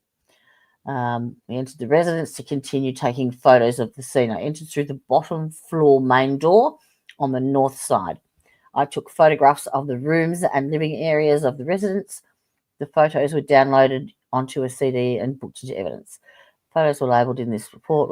As I was down the road of the address near the King Road and Queen Road intersection, I was approached by a college-aged male who identified himself as, well, Jay, which I'm thinking might be Jack. He informed me he lived at King Road apartment and stated his blah, blah, blah lived upstairs at 1122 King Road and they share a dog. Oh, this is Katie's boyfriend, Jack. Did not appear to have obvious wounds on his hands, as I would assume the suspect possibly would. Officer Nunes was interviewing subjects about the situation. I asked if he would wait outside.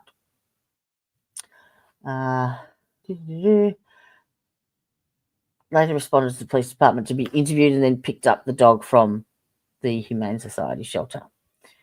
I continued to canvass the area. I spoke with subjects at King Road. One resident stated she was walking home from the corner club at 0300 hours and thought she could hear music of some type of noise, but she couldn't give any clarification more than that due to her level of intoxication. Spoke with the subjects at King Road. The majority of them stated they were out drinking at the corner club and got a ride back to their place at about 1:30 and went to sleep about 2. They did not hear anything out of the ordinary. Stated about 0400 hours he heard a barking dog coming from the east of his residence, and he believed that to be at 122 King Road, as he thought that was the only dog in the area. Barking for 45 minutes. He believes someone must have let it inside at 04:45 when it stopped. Stated he had a female with him in bed at the time. Okay, colleges will be colleges. Residents informed me they had a camera facing the west of the address. They believed captured a portion of the road.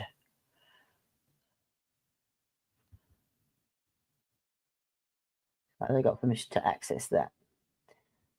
These are just a list. Then it just itemises basically all the photos that were taken. Now this one. Oh fuck! That's not that one. I don't want that. Come on, get off. Witness, no.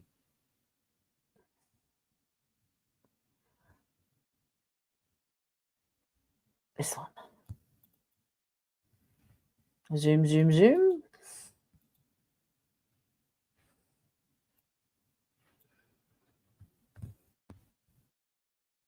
Okay. Now, 14th of November, John Lawrence.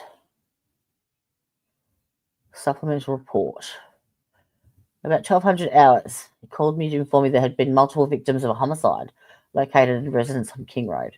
Requested all available detectives. I called and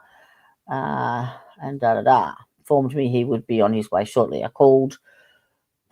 Now, Mike Mooney told him that I need assistance from ISP detectives in processing the crime scene. Got Gilbertson and assembled the team. I responded to the scene where I met with Sergeant Gunderson. Informed me that the officers were dispatched to an unconscious person at 1122 King Road, and that is when they found 4 deceased college-age people in the residence. I told Sergeant Gunderson I needed someone from his team to return to the police department to start writing an affidavit for a search warrant, which he did. I then did a very brief walkthrough of the residence. I entered the residence from the entrance on the north side of the building. Officer Warner, who was securing the scene, logged my entrance into the residence. I then went up the stairs and located a deceased female on the floor and a male in the bed in the west bedroom on the second floor. I climbed the stairs to the 3rd floor and located 2 deceased females in the southeast bedroom. They were both in the bed. I spoke with Officer Smith, who was securing the residence at the south entrance for a moment. Then I exited the residence through the north entrance. Officer Warner noted my departure. I called Sergeant Gilbertson and informed him of the additional information provided to me and what I had seen. I returned to the police department where I met with Sergeant Blaker, whom I'd called earlier. This time I requested they interview the other occupants of the residence where the deceased were located. There were also several friends of the deceased who had been with the them the night before and may have information of their whereabouts and who they were with prior. Those interviews started at 1:48.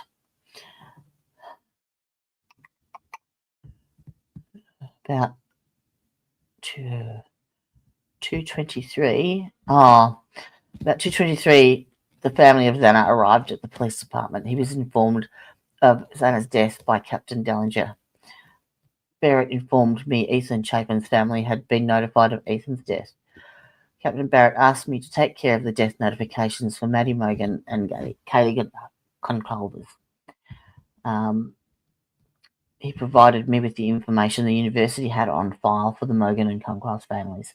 There was no emergency contact information for either, so I called County Dispatch to get the home address at Kootenai County.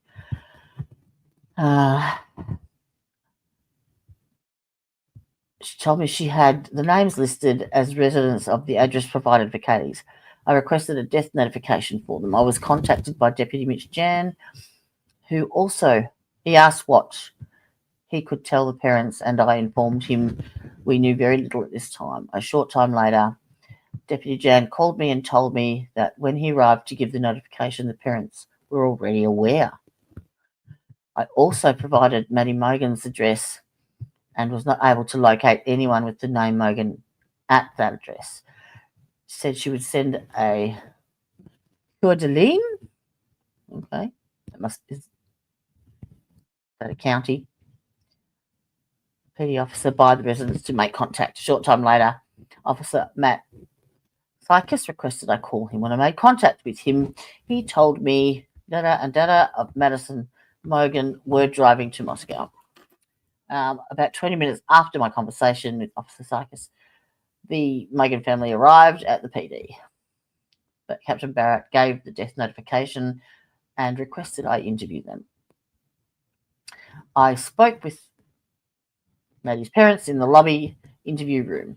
They told me they had a great relationship with Madison. She got along with everyone.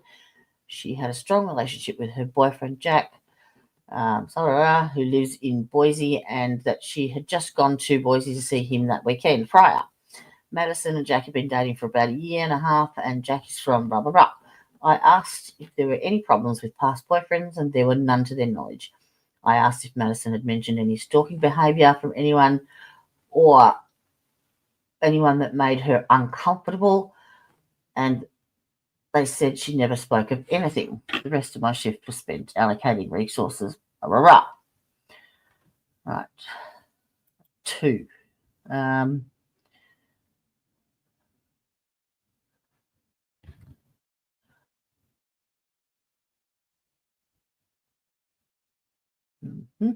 Come on.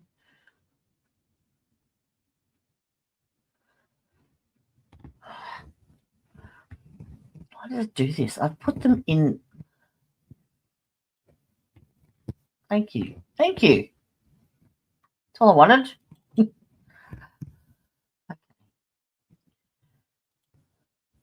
I think this one might be a bit brutal. I haven't read them, but I sort of skim read the top bit and went, yeah, okay. All right. On the 13th of November at approximately 11:56, I responded to an unconscious subject in Moscow, Idaho. Upon my arrival, hello, darling. Hello. Hello. Hello. Oh, it must be raining outside. You're all wet. You're going to walk over my... God. Ah, you ready? Watch this. Watch this. Oh, shit. Hang on. Ah. Ah. No. Go back. Come back. Come back. Come on, over here. Come on, Felix. Motherfucker. Come on, come back. I wasn't quick enough. How do I share that screen?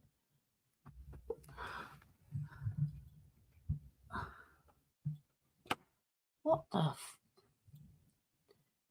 want to share it.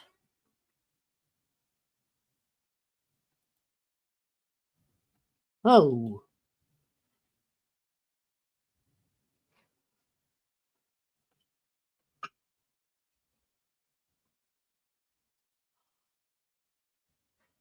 Oh, come on.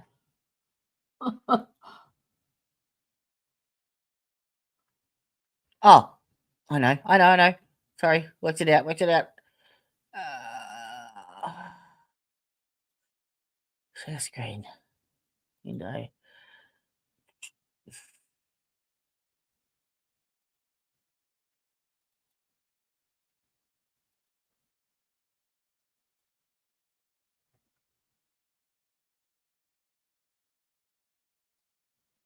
We have kitty cam. We have kitty cam. Oh, we have double Jody cam. That's not a good look. And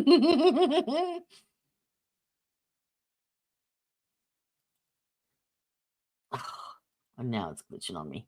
Sorry. I had to.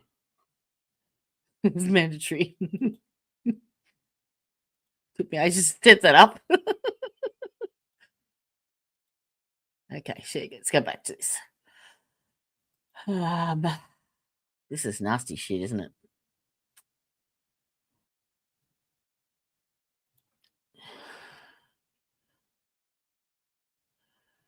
The father.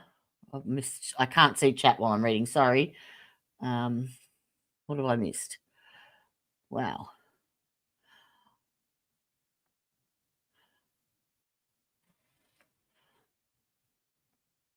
Massachusetts is horrible. We know that Idaho is bad. I'm following the Arkansas.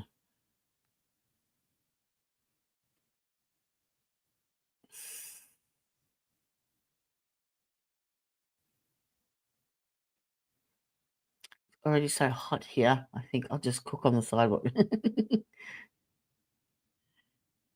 Smash burgers? What are smash burgers? Oh crap. What? But if you can put the link in chat below as mum, and I'll have a look.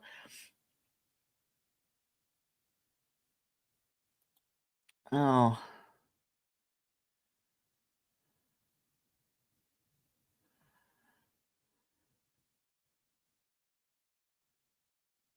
Oh.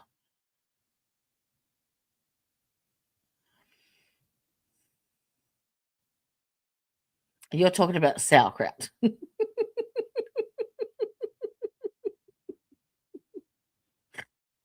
And recipes. You're packing nuts. Oh. All right. Let's back to this. It's cold here. It's fucking freezing. I can't seem to warm myself up. Come on.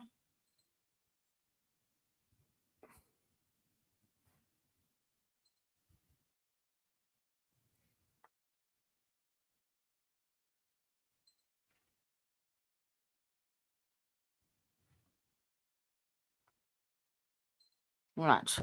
Hopefully that does the trick. Okay. This one.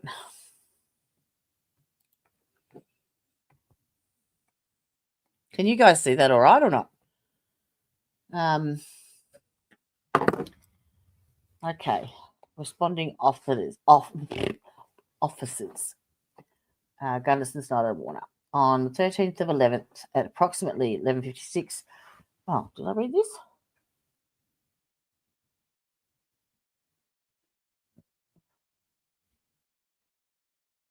No. It's another officer explaining what he found as he entered the residence. 1122 King Road is a white 3-story single-family residence with multiple bedrooms. The 1122 designation is located directly above the front door, facing north. I was directed to a bedroom on the second floor in the northwest corner to locate the unresponsive female. Upon entering the room, I observed a female laying supine on the floor, so on her back, next to a bed. according to whoever, this female was likely Kaylee J. Gonzalez. Also lived at, Dylan that would be, lived at 1122 King Road. I observed dried blood surrounding Kaylee's body and signs of cutting trauma to her face. What the fuck? What the fuck? Kaylee was covered in so much blood I wasn't able to immediately discern where any additional injuries would have likely been. You fucker.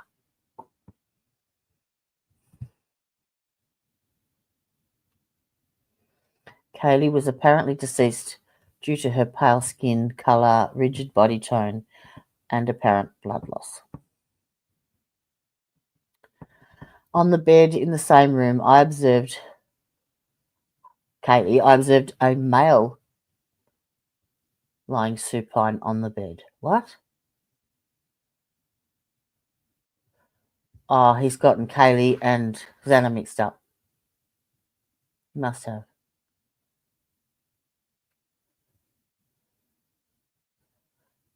A male lying supine on the bed. According to Dylan, the male was likely Ethan Chapin.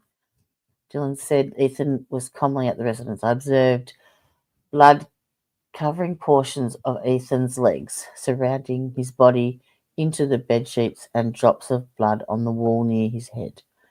As I backed out of this room, someone showed me a kitchen knife and said he had it in his possession. I told them to leave the knife and go back down the stairs to the front entrance. Officer Warner and I moved to visually clear the residence for any suspects or additional victims. On the third floor, Officer Warner and I found 2 additional apparently deceased females, both laying supine in a bed.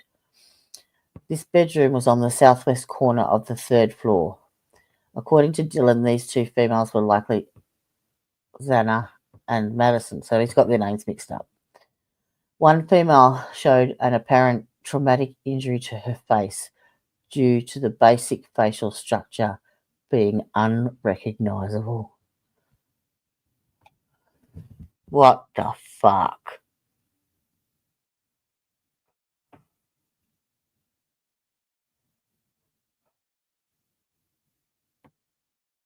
What the fuck?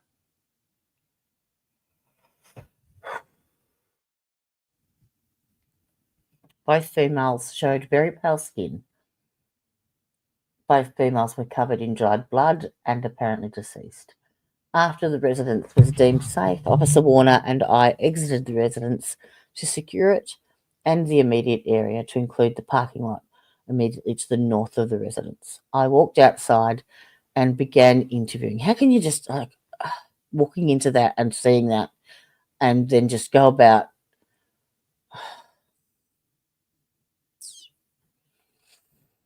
That's fucked. The basic facial structure being unrecognizable.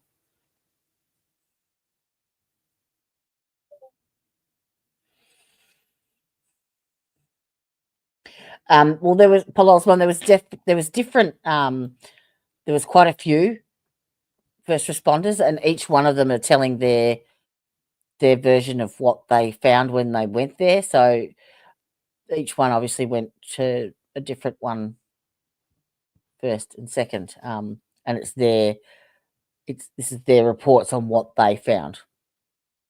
But I do believe he's gotten the names mixed up, because it was Maddie and Kaylee that were upstairs, and it was Ethan and Xana downstairs. On the second floor, sorry. And Dylan had the room sort of on the second floor, but the kitchen separated it. And then, what was the other housemate's name? She was downstairs on the first floor. But imagine what you would have to do to destroy the facial structure, to the point of being unrecognizable.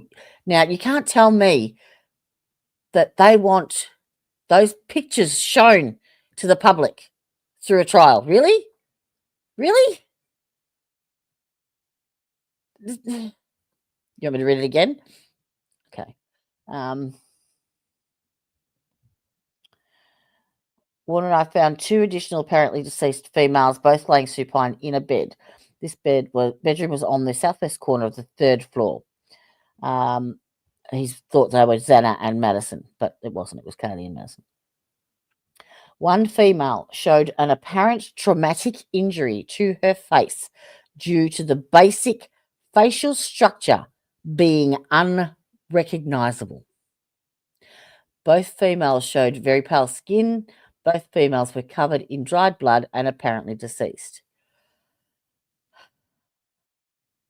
So they exited the scene and cleared it. Started interviewing. Someone told me at approximately 4 o'clock in the morning, she heard a voice scream and believed it to be Kaylee's. Dylan said she heard Kaylee scream and announced that there was somebody inside the residence. Dylan said she could hear Kaylee run from the 3rd floor down the stairs to the 2nd floor into the northwest bedroom. Dylan said she locked herself in her bedroom and continued to hear a commotion. She stopped hearing a struggle and heard a male voice say, "You're gonna be fine. I'm gonna help you." Dylan said she did not recognize the male's voice. She said after a few minutes, she peeked out of her bedroom and observed a male described as approximately 6 feet tall, slim build, with a black ski mask, leave the 2nd floor patio area. This patio door was likely left open as it was found open upon my arrival. I interviewed an additional roommate. Is it Bethany?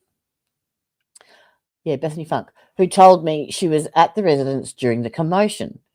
She said she was on the 2nd floor in the living room watching Vampire Diaries. What?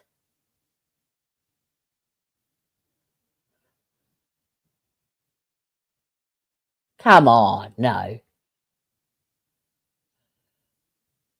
She told me she was at the residence during the commotion. She said that she was on the 2nd floor in the living room. Now, that was what separated Ethan and Xana's bedroom. Then there was the lounge room, and then Dylan's bedroom and the kitchen, and then the stairs went up.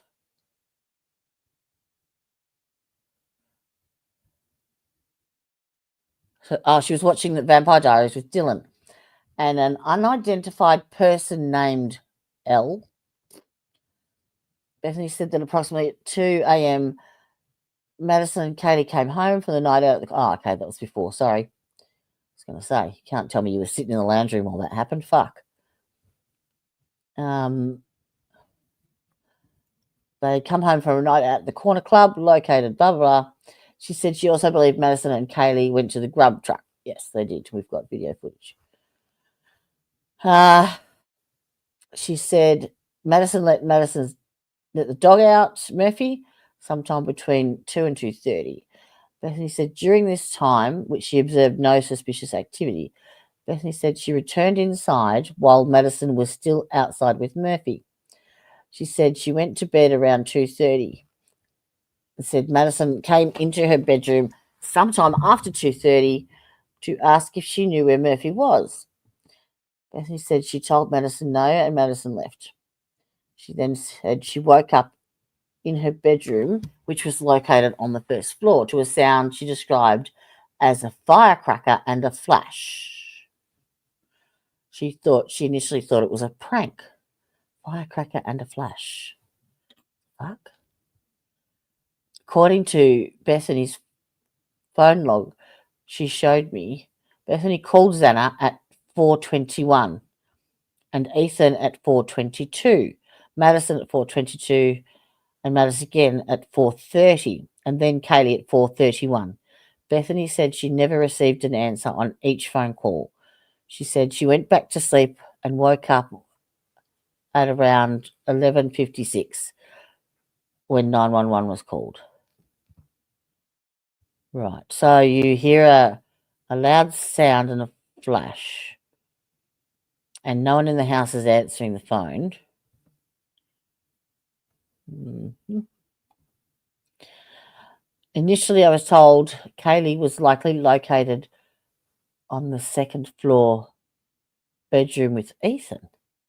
After comparing the initial statement with other investigating officers' observations, it appeared to actually be Xana. Okay, so he corrected himself. I also observed the following vehicles in the gravel car park: the Land Rover, Honda Civic. Yeah. I was originally assigned to identify all of the people in the area. However, I was reassigned. At approximately 4:30, I returned to 1122 King Road to assist with securing the southwest patio entrance. I took responsibility of Officer Warner in documenting who entered and exited.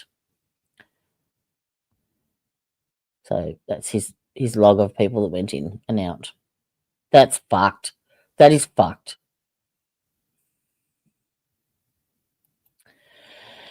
All right. This is finding the K-bar.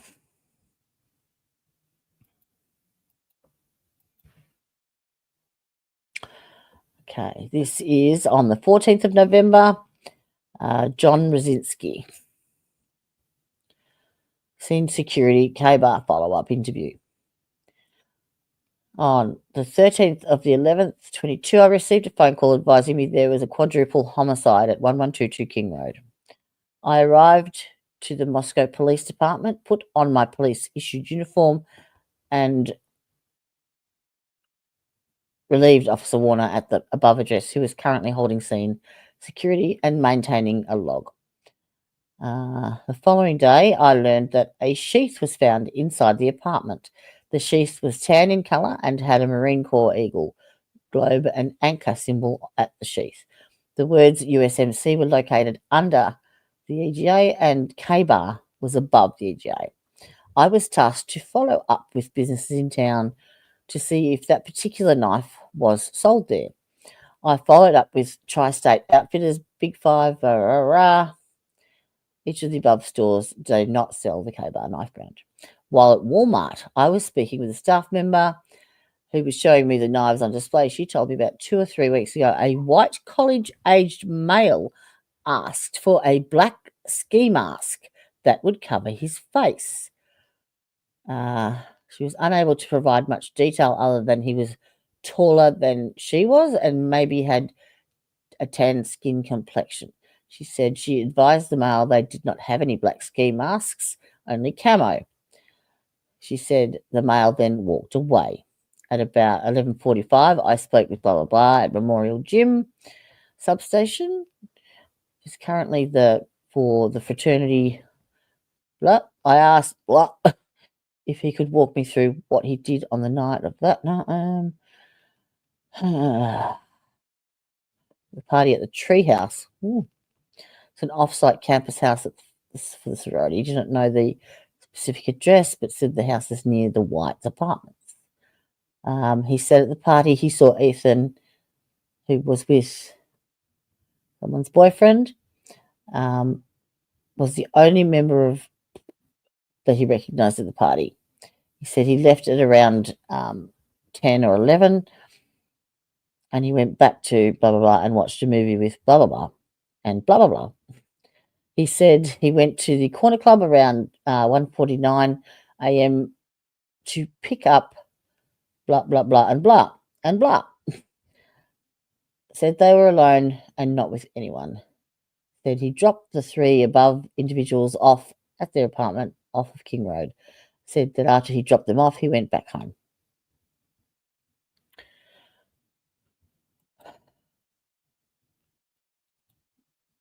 This one I don't think is going to be particularly nice. John Lawrence.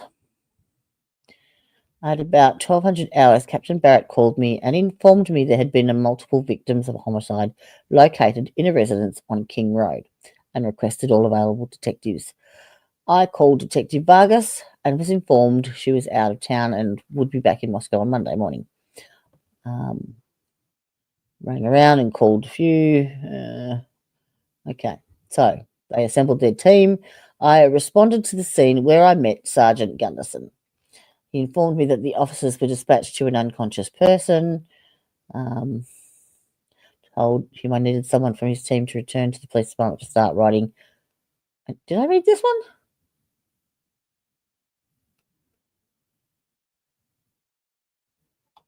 Yeah, I think I did.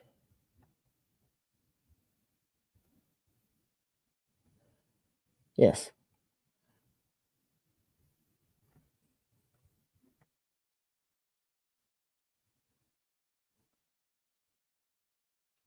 Yes, I have read this one. Now, let me get. I downloaded some more, so hang on 1 second, and I will bring them up.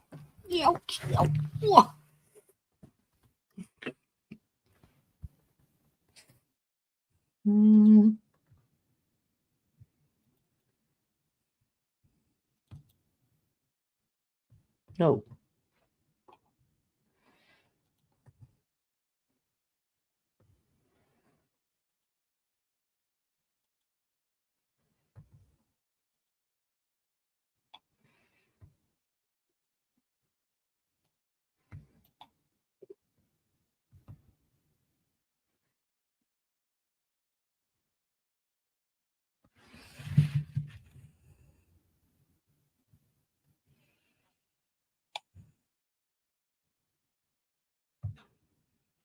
Everybody else have it.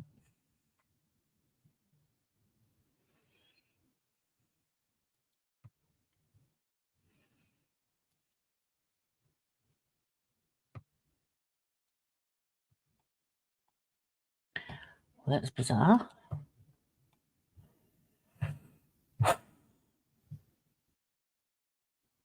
just downloaded them. Now.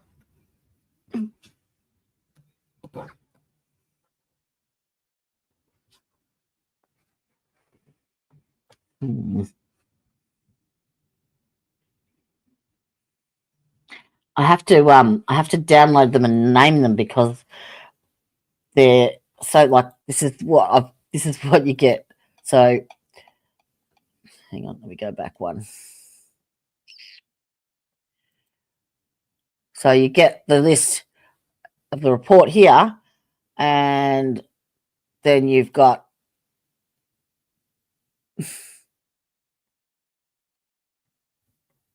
that many in there. That's one folder. So I put up to 79, I think, but I'm only picking the ones that have information, like not the ones that just go, I picked up blood sample from this and took it to lab here and blah, blah, blah.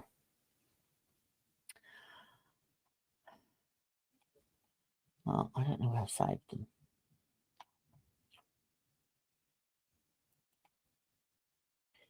It's not coming up in my files at all.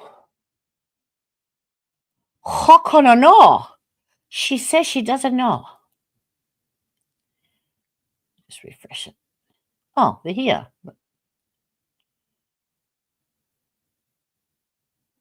Oh, what? I've saved them in the wrong folder. Why would I?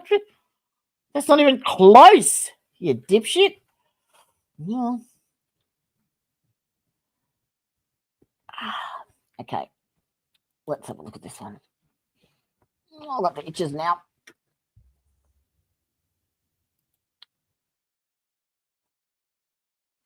I've saved them in different.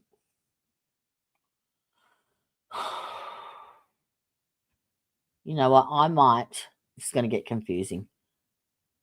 This is saved in a completely different format in a completely different area.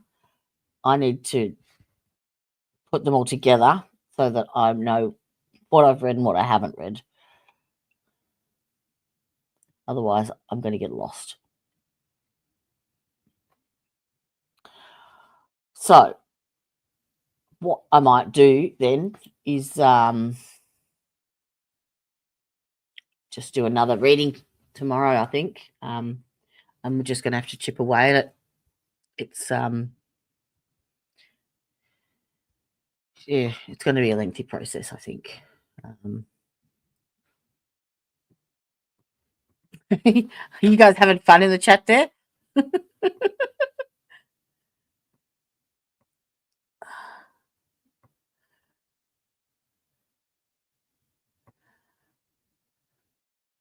Oh. It's probably time I need to lie down anyway. My back is killing me.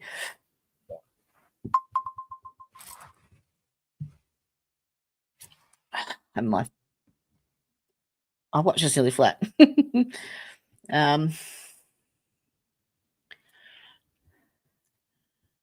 No. And why would you want to show that to millions of people? Now, if he really is a sociopath, watching that and watching the reactions of the family, the jury, the friends, he feeds off that shit. Why give him that pleasure? Fuck off, no. I really think that they've done the right thing. And I hope that Kaylee's family do come to terms with that at some point in their own way. Alrighty. So I will get to work tomorrow and start filing these in some kind of semblance. And we shall do some more document reading tomorrow, I think. If you guys wanted to have a look through any of them, as I said, I've pinned the link in the Discord main chat. I didn't label it, I just dumped it because I was looking for it and wanted to save it somewhere. So you're more than welcome to go through. It's there is 2 different links. One is from the Moscow, Idaho Police Department, which is the one that I've linked. And the other one is a Google Drive link, which I'm happy to share with everyone if that doesn't work. If you can't open it, message me in Discord and I'll see what I can, I'll drop this link in. All right, well.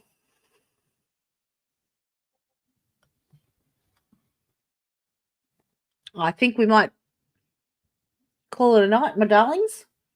It's 3 a.m. here. And obviously, I need my beauty sleep. That's going to take about 30 years, but never mind.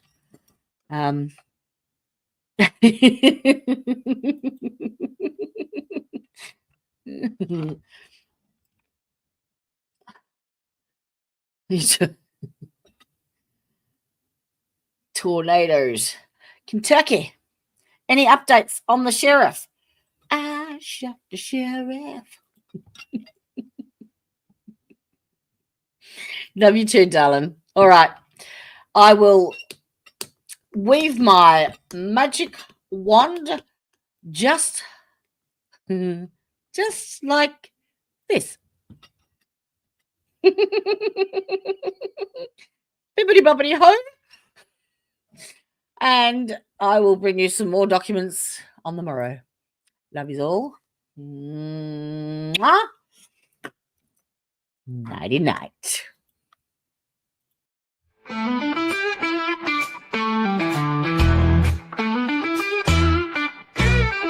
Hey there, thanks for stopping in. We hope you will join us again. We all look forward to next time. We get to talk about true crime. Clues. Justice served in an honest fight. True crime tales till the verdict's right. Solving more than just trivial quests, where sentences rule and the defense rests. Our true crime family is great. All types of topics we debate. Smash that like and ring that bell. Hit subscribe, you might as well.